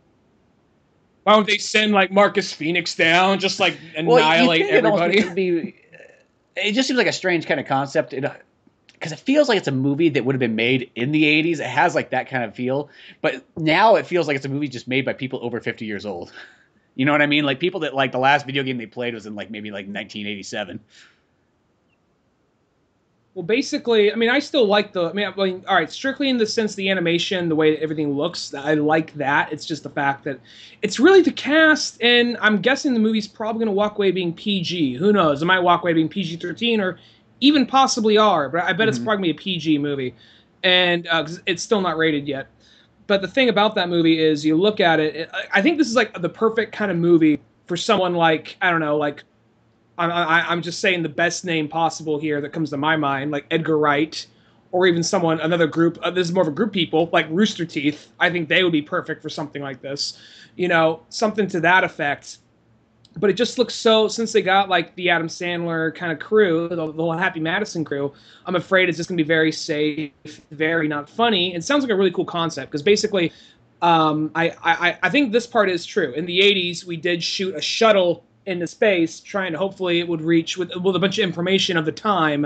Hopefully, it would reach aliens. Like, talking about the Voyager missions? It would just be, that was in the 70s. They send the Voyager.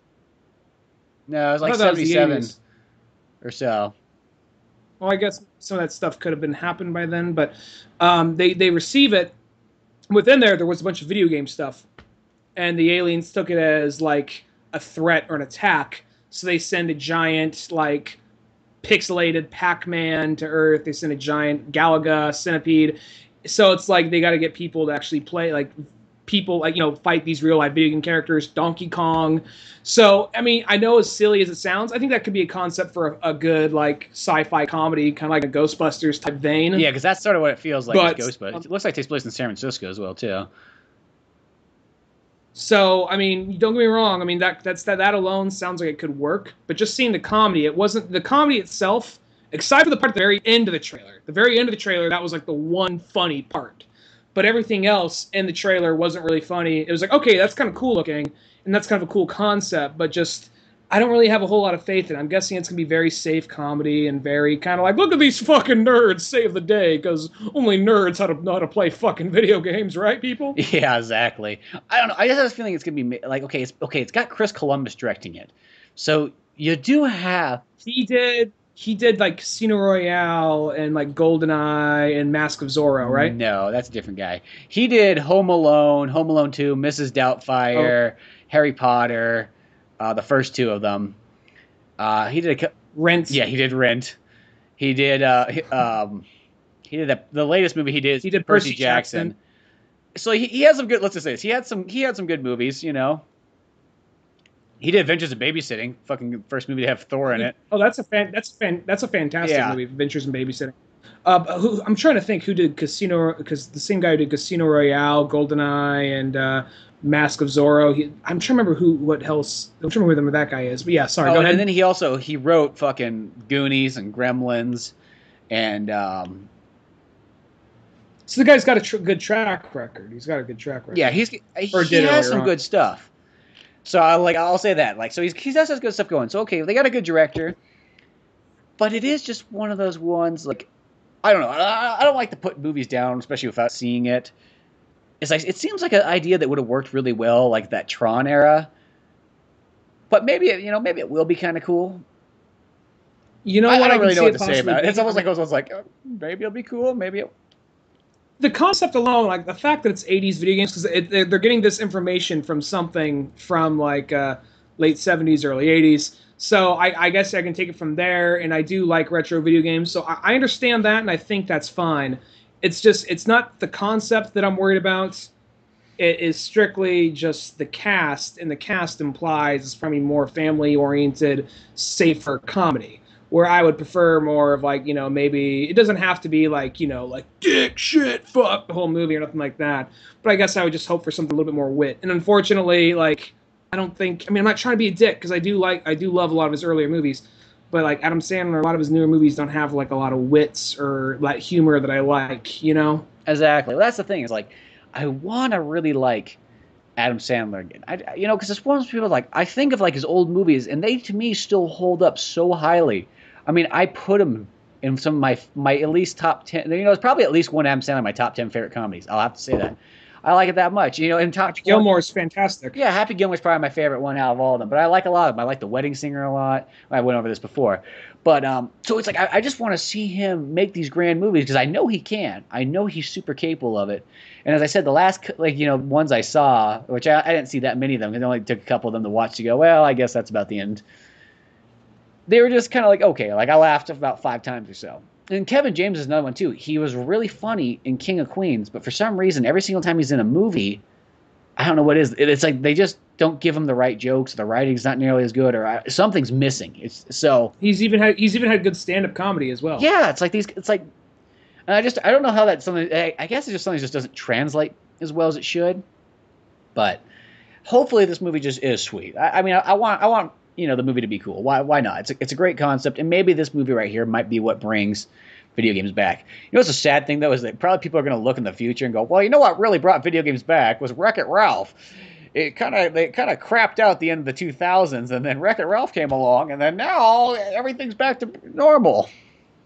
There was this really interesting article I read back when Wizard magazine was still around. It was a roundtable discussion between David S. Goyer, Robert Rodriguez, the guy. He produced a bunch of stuff. He's actually, like, some of the stuff I'm going to say, you're like, yeah, I don't know about that. But the other stuff, I want to say Kevin Feige, because he produced the X-Men movies, but then he also produced Transformers, and then he produced most of the Marvel movies, and he's producing like all the Marvel Studio stuff. Mm-hmm. I want to say the guy that, this guy's wrote some bad movies, but he also wrote some good stuff. He wrote Elektra, but then he also wrote like Incredible Hulk, as well as I think he was one of the writers on Avengers. Huh. So, and I think there's like 1 or 2 other people on there. There's this roundtable discussion. And Robert Rodriguez had a very good, and I think maybe even Eli Roth was in that conversation as well. And I want to say that Eli Roth or Robert Rodriguez, somewhere in that conversation, one of them said, like, well, I think the problem is, like, well, what made a good video game movie, or what makes a good comic book movie? And I think that's the problem, is they look at it like, well, if the second you look at it as, like, what makes a good video game movie, and you just start looking at other video game movies or comic book movies, the second you slap what makes a good blank movie, that automatically kind of like limits it, and you got to start looking at it like, all right, how do we just make this movie good, rather than what makes it a good comic book movie? Because that means we have to hit this beat, we have to have him get in the suit by this point, we have to have him like have this like tension with the love interest before she finds out who he is or whatever, You're putting a formula on it, and that's the wrong thing. Yeah, second you tack a formula onto it, that's where it starts to get a little stale. And I think something you can give Marvel credit to, even though they're all superhero movies, they all, by this point, seem a little different. Even Iron Man 3 by this point. I mean, Iron Man 1 seemed kind of like, okay, this is the... I mean, I'm not trying to give it too much credit, but it seems like this is like the last like standard superhero formula movie. You know what I mean? We're going to do it really good. We're going to make the writing really good. Everyone's going to be on their top game. And then since then, I think all of them have been a different kind of movie. Yeah. Even like Captain America, even though you still have the origin, the build-up, they all still were a different kind of movie, a different kind of atmosphere, a different kind of surroundings. And I think that's something I know because you like this movie, and I'm not trying to bring it down, but I think that's one reason why a lot of people did not really respond that well to Green Lantern, because it still was going very much by like the 90s and back superhero formula. I would even say that's like a 90s formula, because the upside of 90s movies, this is where I'll give like credit to those superhero movies, is they did a lot better job of just jumping into it. And this is 89, but I like how that, the first Batman, or the 89 Batman movie, it just jumps into it. Like, we don't have to go down this long road. I mean, I guess the buildup is actually the Joker of the movie. But Batman, he's already Batman. Like, who knows how much he's done before this. He probably has never battled a super villain yet, but he's just been battling, like, regular crime. But he's already Batman. We don't have to spend a lot of time for him getting there. And that's really smart about that movie. That's what I like about that movie a lot. Yeah, and it's just, that's the one problem the one problem I have to complain, and I can almost say this just about every superhero movie, even the ones I like. It goes back to that thing. It's just like, we don't spend enough time with the characters in the costumes. That's like the one thing it's sort of missing from like both on Marvel, DC, everybody but like Judge Dredd. I'm gonna say Judge Dredd's like the one that got it kind of right. We need more of that, where like, we don't focus so much on these side characters. We don't focus on what Thor does when he takes the armor off. We don't focus on... and there's nothing wrong with that every once in a while, but every movie has that in there. So let's get away from that for a bit. Let's just focus on a movie where Thor is in the fucking armor the whole time, and he's just, fighting and traveling, and he's on just this epic journey of like what he needs to get done, whatever the story is. Let's focus on a movie of Captain America where he's pretty much always in the suit. He's just the whole movie is just him on a fucking Metal Gear Solid like mission, sort of like that. The very beginning of like Captain America 2, have it like he's just doing this mission where he's just in there. He jumps out of an airplane at the very beginning, and next thing you know, the whole thing's a mission. He doesn't have to come back, change clothes, show the personal life. I think that's the next step. I think people don't realize it because it's not really a superhero movie, but it's still a comic movie. That's kind of what Judge Dredd is. We just jumped in. This is the mission. He's in the suit. We're just along with the ride for this mission. Yeah. Rather than being like, here's a period in his life where he dealt with this group of character over a course of a couple of days. That's just like, this is a day in the life of Judge Dredd. We just happen to be on like this job with him. And I think that was smart about that movie. And I think it's only a matter of time before we get that with like with a Batman movie or a Spider-Man movie, something like that. And I think that Spider-Man needs it more than like a lot of these other people. Spider-Man just needs to be thrown to a movie where like he doesn't even fucking take the suit off. He's just always fighting crime. He just shows back at home like, yo, Aunt May, what's going on? Just like chugs some milk in the suit and then just like throws on the ground and then fucking swings back out. Clean that shit up. Peter respects his Aunt May. He's like, hey, old bitch, clean that shit up. Throws it on the ground. Amazing Spider-Man 3. Just like that. That's just how it starts off. Like, we found a way to bring this series back for y'all. We made that Peter Parker guy who's so like noble and lovable. We just made him a fucking dick. He just bullies his aunt. And he never takes the mask off farther than like to his nose. He just takes it off just to eat. He's like Deadpool. You know what I mean? Like Deadpool, you only see him pull the mask up mostly if he's eating something. It's like have dinner ready by noon. Fuck, by noon. Yeah, I work really late. I won't be back till like 12 o'clock tomorrow afternoon. So I'll be ready by then. You fucking old bitch. Just swings out. You know what movie actually might do it well? Ready by noon. Fuck, I ain't here today. You know that's when you had that long day. The Deadpool movie might get it right, like because hopefully they're not gonna be like, here's Deadpool as a 5-year-old boy, here's Deadpool when he was 10, here's Deadpool when he was 15. Okay, we've already hit an hour and 45 minutes in this movie. When's Deadpool gonna put the costume on and start killing people and eating chimichangas and spouting out witty lines? That movie looks like it's just gonna jump into it. Like they might get it right with that one. I want to just say this because we went off on superheroes. I was trying to say about the video game thing real quick. I kind of branched off. What was I saying? I think because now we're at that point where, I mean, they could still probably come out here and there, but I think we're at that point where most video game movie or most comic book movies, you kind of see like, all right, well, we've already seen this type of formula a lot, so now every one it's a different kind of thing. Like for instance, Guardians of the Galaxy, even though it's technically a superhero movie, they're trying to just make it a space movie. Where Iron Man 3, even though it was a superhero movie, it was still a little bit because Shane Black was directing it. It had kind of like that, like buddy cop action movie to it, vibe to it to an extent. But just not action though. Yeah, but I still like number 3. No, it's not amazing, but I still like it. But I guess because I went into number 3, like I was like, this might be the time that they finally turn around and I can really enjoy the Iron Man, because that's what the trailer presented me. And then I saw the movie and I was like, oh, it's just kind of okay. I'll watch it again. I mean, I think it's better second time around. I still don't like what they did with Mandarin, but I still enjoy the movie. But anyway, I mean, by what they did with Mandarin, I liked being Kingsley as Mandarin until you find out it's all a joke. Once you find out it's all a joke, that's when it's like, oh fuck. I liked when they were treating him like Osama bin Laden basically, and he was really threatening and really chilling. It didn't bother me that they were breaking away from the Chinese stereotype thing. I actually liked where they were going with Mandarin. It's like, oh, he's just an actor. It's like, oh man, I liked where they were going with that. Whatever. It's just you found another way to throw a fucking joke into the movies. Yeah, but as far as though, back to what I was saying, I think now more than it being like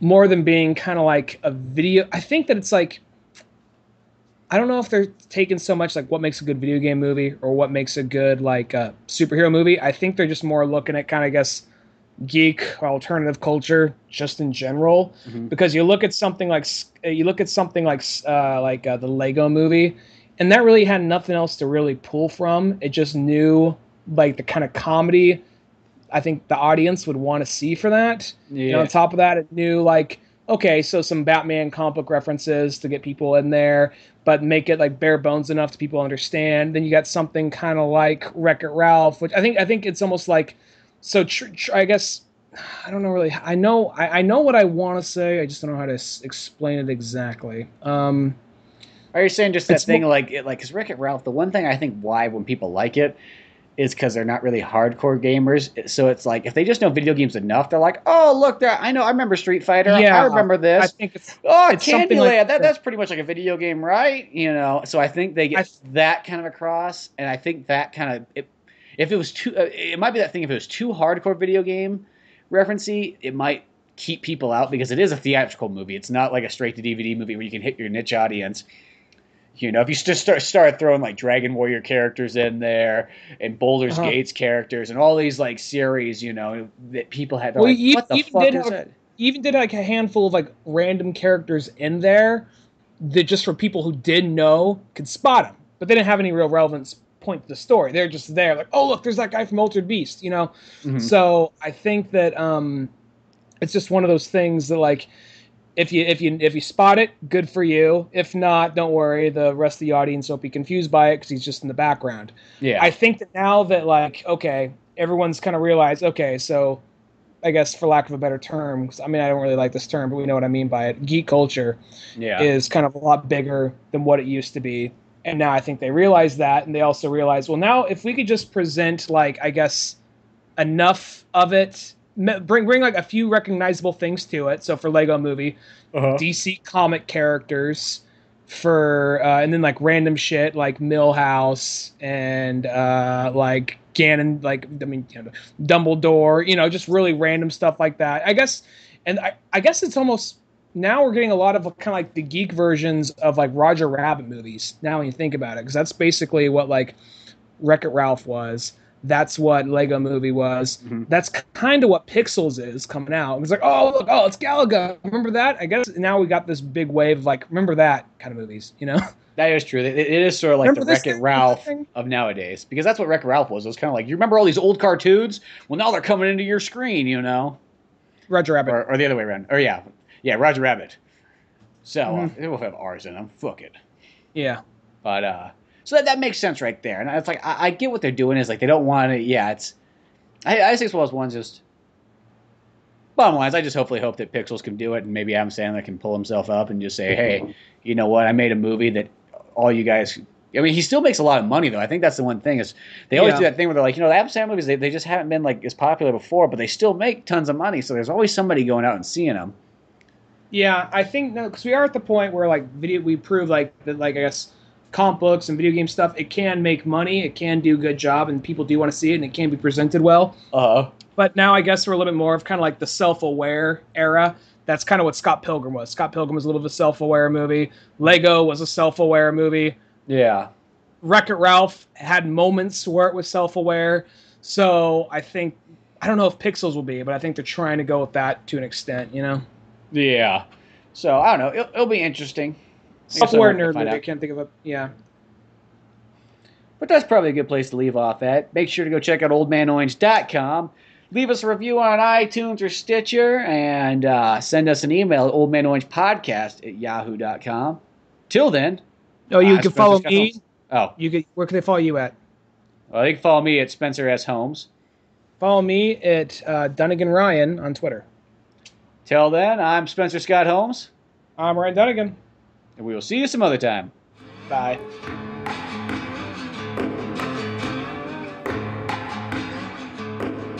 Thanks for listening to the Old Man Orange podcast. Check out our website at oldmanorange.com for even more podcasts, cartoons, videos, music, and more.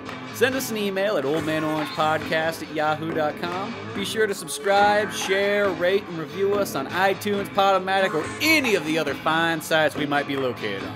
And if you want to help out even more, click on the Amazon or GameStop links on our webpage before you make any purchases there. It won't cost you a penny, but it sends us a little something our way. Thanks again, and tune in next week for more Old Man Orange podcast. Before we started the podcast, I actually posted on Twitter, my Twitter, which is basically like a wasteland. It's only got I think 27 followers by this point. I'm still getting used to it. Posted, Spencer Scott Holmes and I are about to record. What do you guys want us to talk about? And I forgot to check it. Painted Black was kind enough to get back to us, and I just now checked it. It says, talk about how Donald Duck is the only one of Mickey's friends brave enough to join the military. Well, that sort of ties in with the rest of this episode. There was a lot of Disney themed here. Well, I think that Mickey really, when he looks back at Donald Duck, I think he was the scrappy kind of I couldn't. I'm not going to repeat it in the Donald Duck voice because it's almost too hard to. It's hardly audible. We need fucking subtitles. So, but I think Donald Duck's you know what? I wasn't with some fucking rich kid that was just fucking his daddy couldn't fucking buy me out of the military. I actually had to go to Nam. I actually had to fucking I had to burn babies, and Mickey was probably in Harvard, learning Harvard. Business, learning them cutthroat business tactics. I didn't picture Mickey going to school. I just picture Mickey just fucking working his way up like a panhandler or something like that. Just fucking on the streets, just almost proto, early, hippie in the back in the old day. He's smoking fucking bongs and shit. He's working with blues players and whatnot. Really? That's going too far. Yeah, that's what I picture. It sounds weird. I imagine Mickey. No. See, because he starts off as this real cool, hip, friendly guy, but as time has it breaks him down to becoming this bitter fucking Republican, who just starts running businesses like the mob and starts breaking people's ankles and legs and stuff to get shit done. That's how I picture it. He started off really cool back in the day, a guy you wanted to hang out with. He was cool. He was like Fritz the Cat, maybe. But then you realize he's just a really shitty person. Fritz the Cat was kind of a shitty person. I don't know if I really want to hang out with Fritz the Cat. You go out of your way to help him, then he ditches you out in the middle of nowhere in a fucking desert. Yeah. Mickey's no, it's okay, man. I'm just being me. I'm living life. I'm just going with it, bro. No, I see Mickey being kind of I almost, what I actually see Mickey being as? I see him starting off as a poor, almost kind of the beginning of Citizen Kane, some poor family selling matches out in the street during Christmas, trying to make a living. Then all of a sudden, a rich man Walt Disney shows up, opens the door, get in the car. But get in the fucking car, and then basically takes him under his wing, trains them who was possibly at one point in time going to be a good-hearted, average Joe, becomes this bitter, angry Republican fuck, and he probably had stock in the war. I believe Mickey had stock in the war. That's probably the reason why he didn't go. But Donald's was one who's just he was just trying to be a patriot. He was just trying to do his patriotic duty and just serve his country. And He didn't get a job. He couldn't get a job anywhere else. Mickey just took him in. Like, oh, whatever. I'll give it to this this baby killer. He has to fucking support Huey, Louie, and Dewey somehow. They're all in the Duck family. He's like, oh no, that's why I brought him in. It's like, all right, but I get a TV show about you, your fucking kids, and your fucking uncle over there. Your uncle owes me some fucking money. I gave a loan to that fucking that Scottish fuck.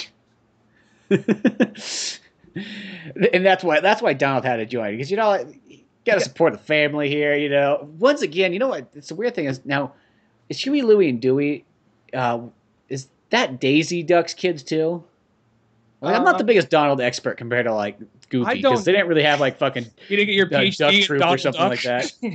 Yeah, I don't have my PhD. I mean, like, because I almost said because DuckTales sort of focuses more on like what it's like to be a kid that lives with your rich uncle, and Donald Duck's sort of there, but not really.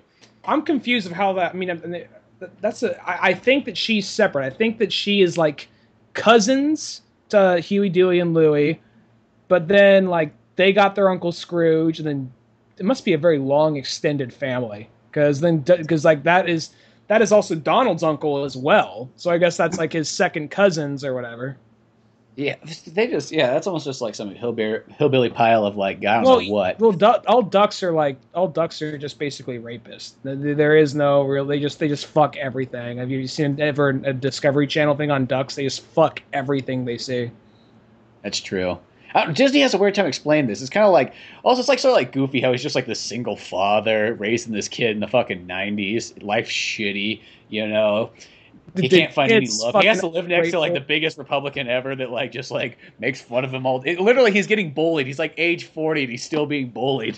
Probably by the guy that bullied him in like elementary school. Fucking ends up living next to him, and it just never goes away. Hey, Goof, what happened to your right? Oh, right, leukemia. Oh, Goof, you always know how to put a smile on my face. Oh gosh, Pete, like your wife's fucking dead. Oh! Well, she kind of gave shitty blowjobs anyways, just saying, Well, why do you think she always used to come over next door? It was not to use the restroom like she always told you. I know she told you that she just didn't like the way it flushed, but she needed some real dick. I'm just saying, fuck it. You know what? I gotta tell you this. Pete, or not Pete, fucking TJ is actually her other child. Thought you'd like to know this. Here's the thing. I actually fucking Max is my child too. Anyway, happy birthday. He just walks back into the house. Fuck it. Just thought I'd let you know, Put the smile on my face, to get it off my chest, but... See you, Goof!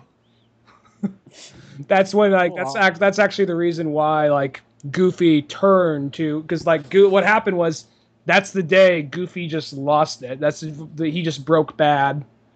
And that's what like, Max, after hearing that, Max came home like, God, Dad, why aren't you so cool? Why aren't you cool? Why do you gotta embarrass me in front of, like, Roxanne, the one girl I like? Then all of a sudden he just, like, brutally murders Max. And he's just like, oh, why stop now? I've already come so far. That's when he goes and gets the sledgehammer from the shed, goes next door. And then that's from there, he has to go to Mickey Mouse. Like, I need you to cover this up, man. We go way back. I need a favor. And he got addicted to it. That's how he became, like, Mickey's right-hand man.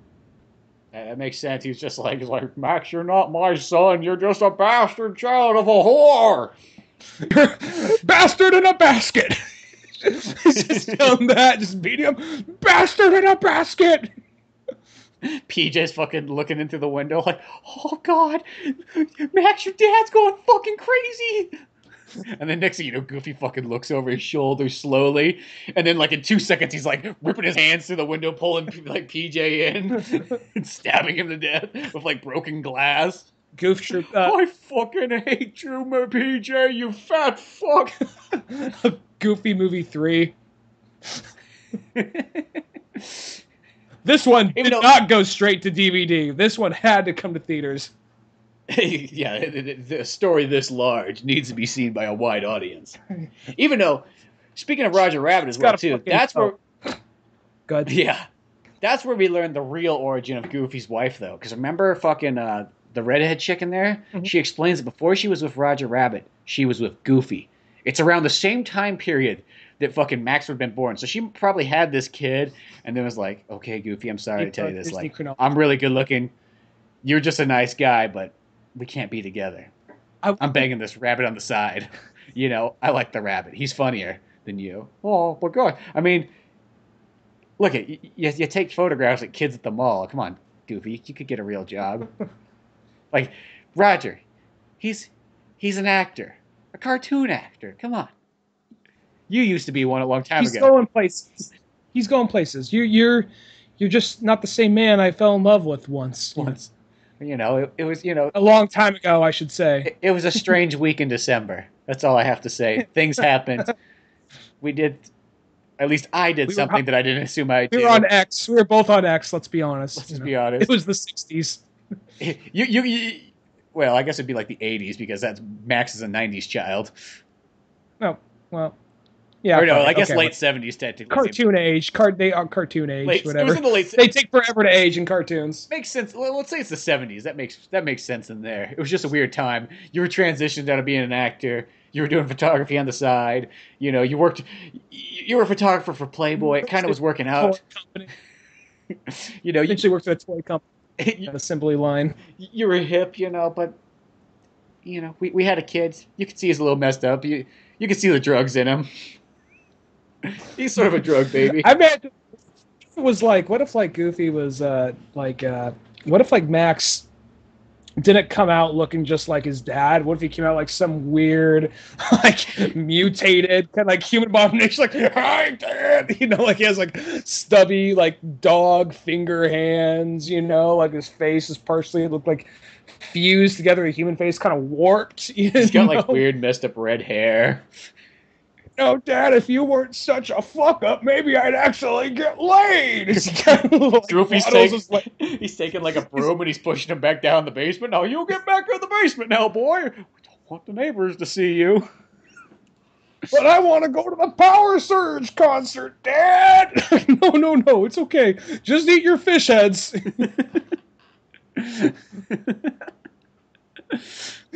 just goes, just like throws like a bucket of them down there. But father, like locks the thing.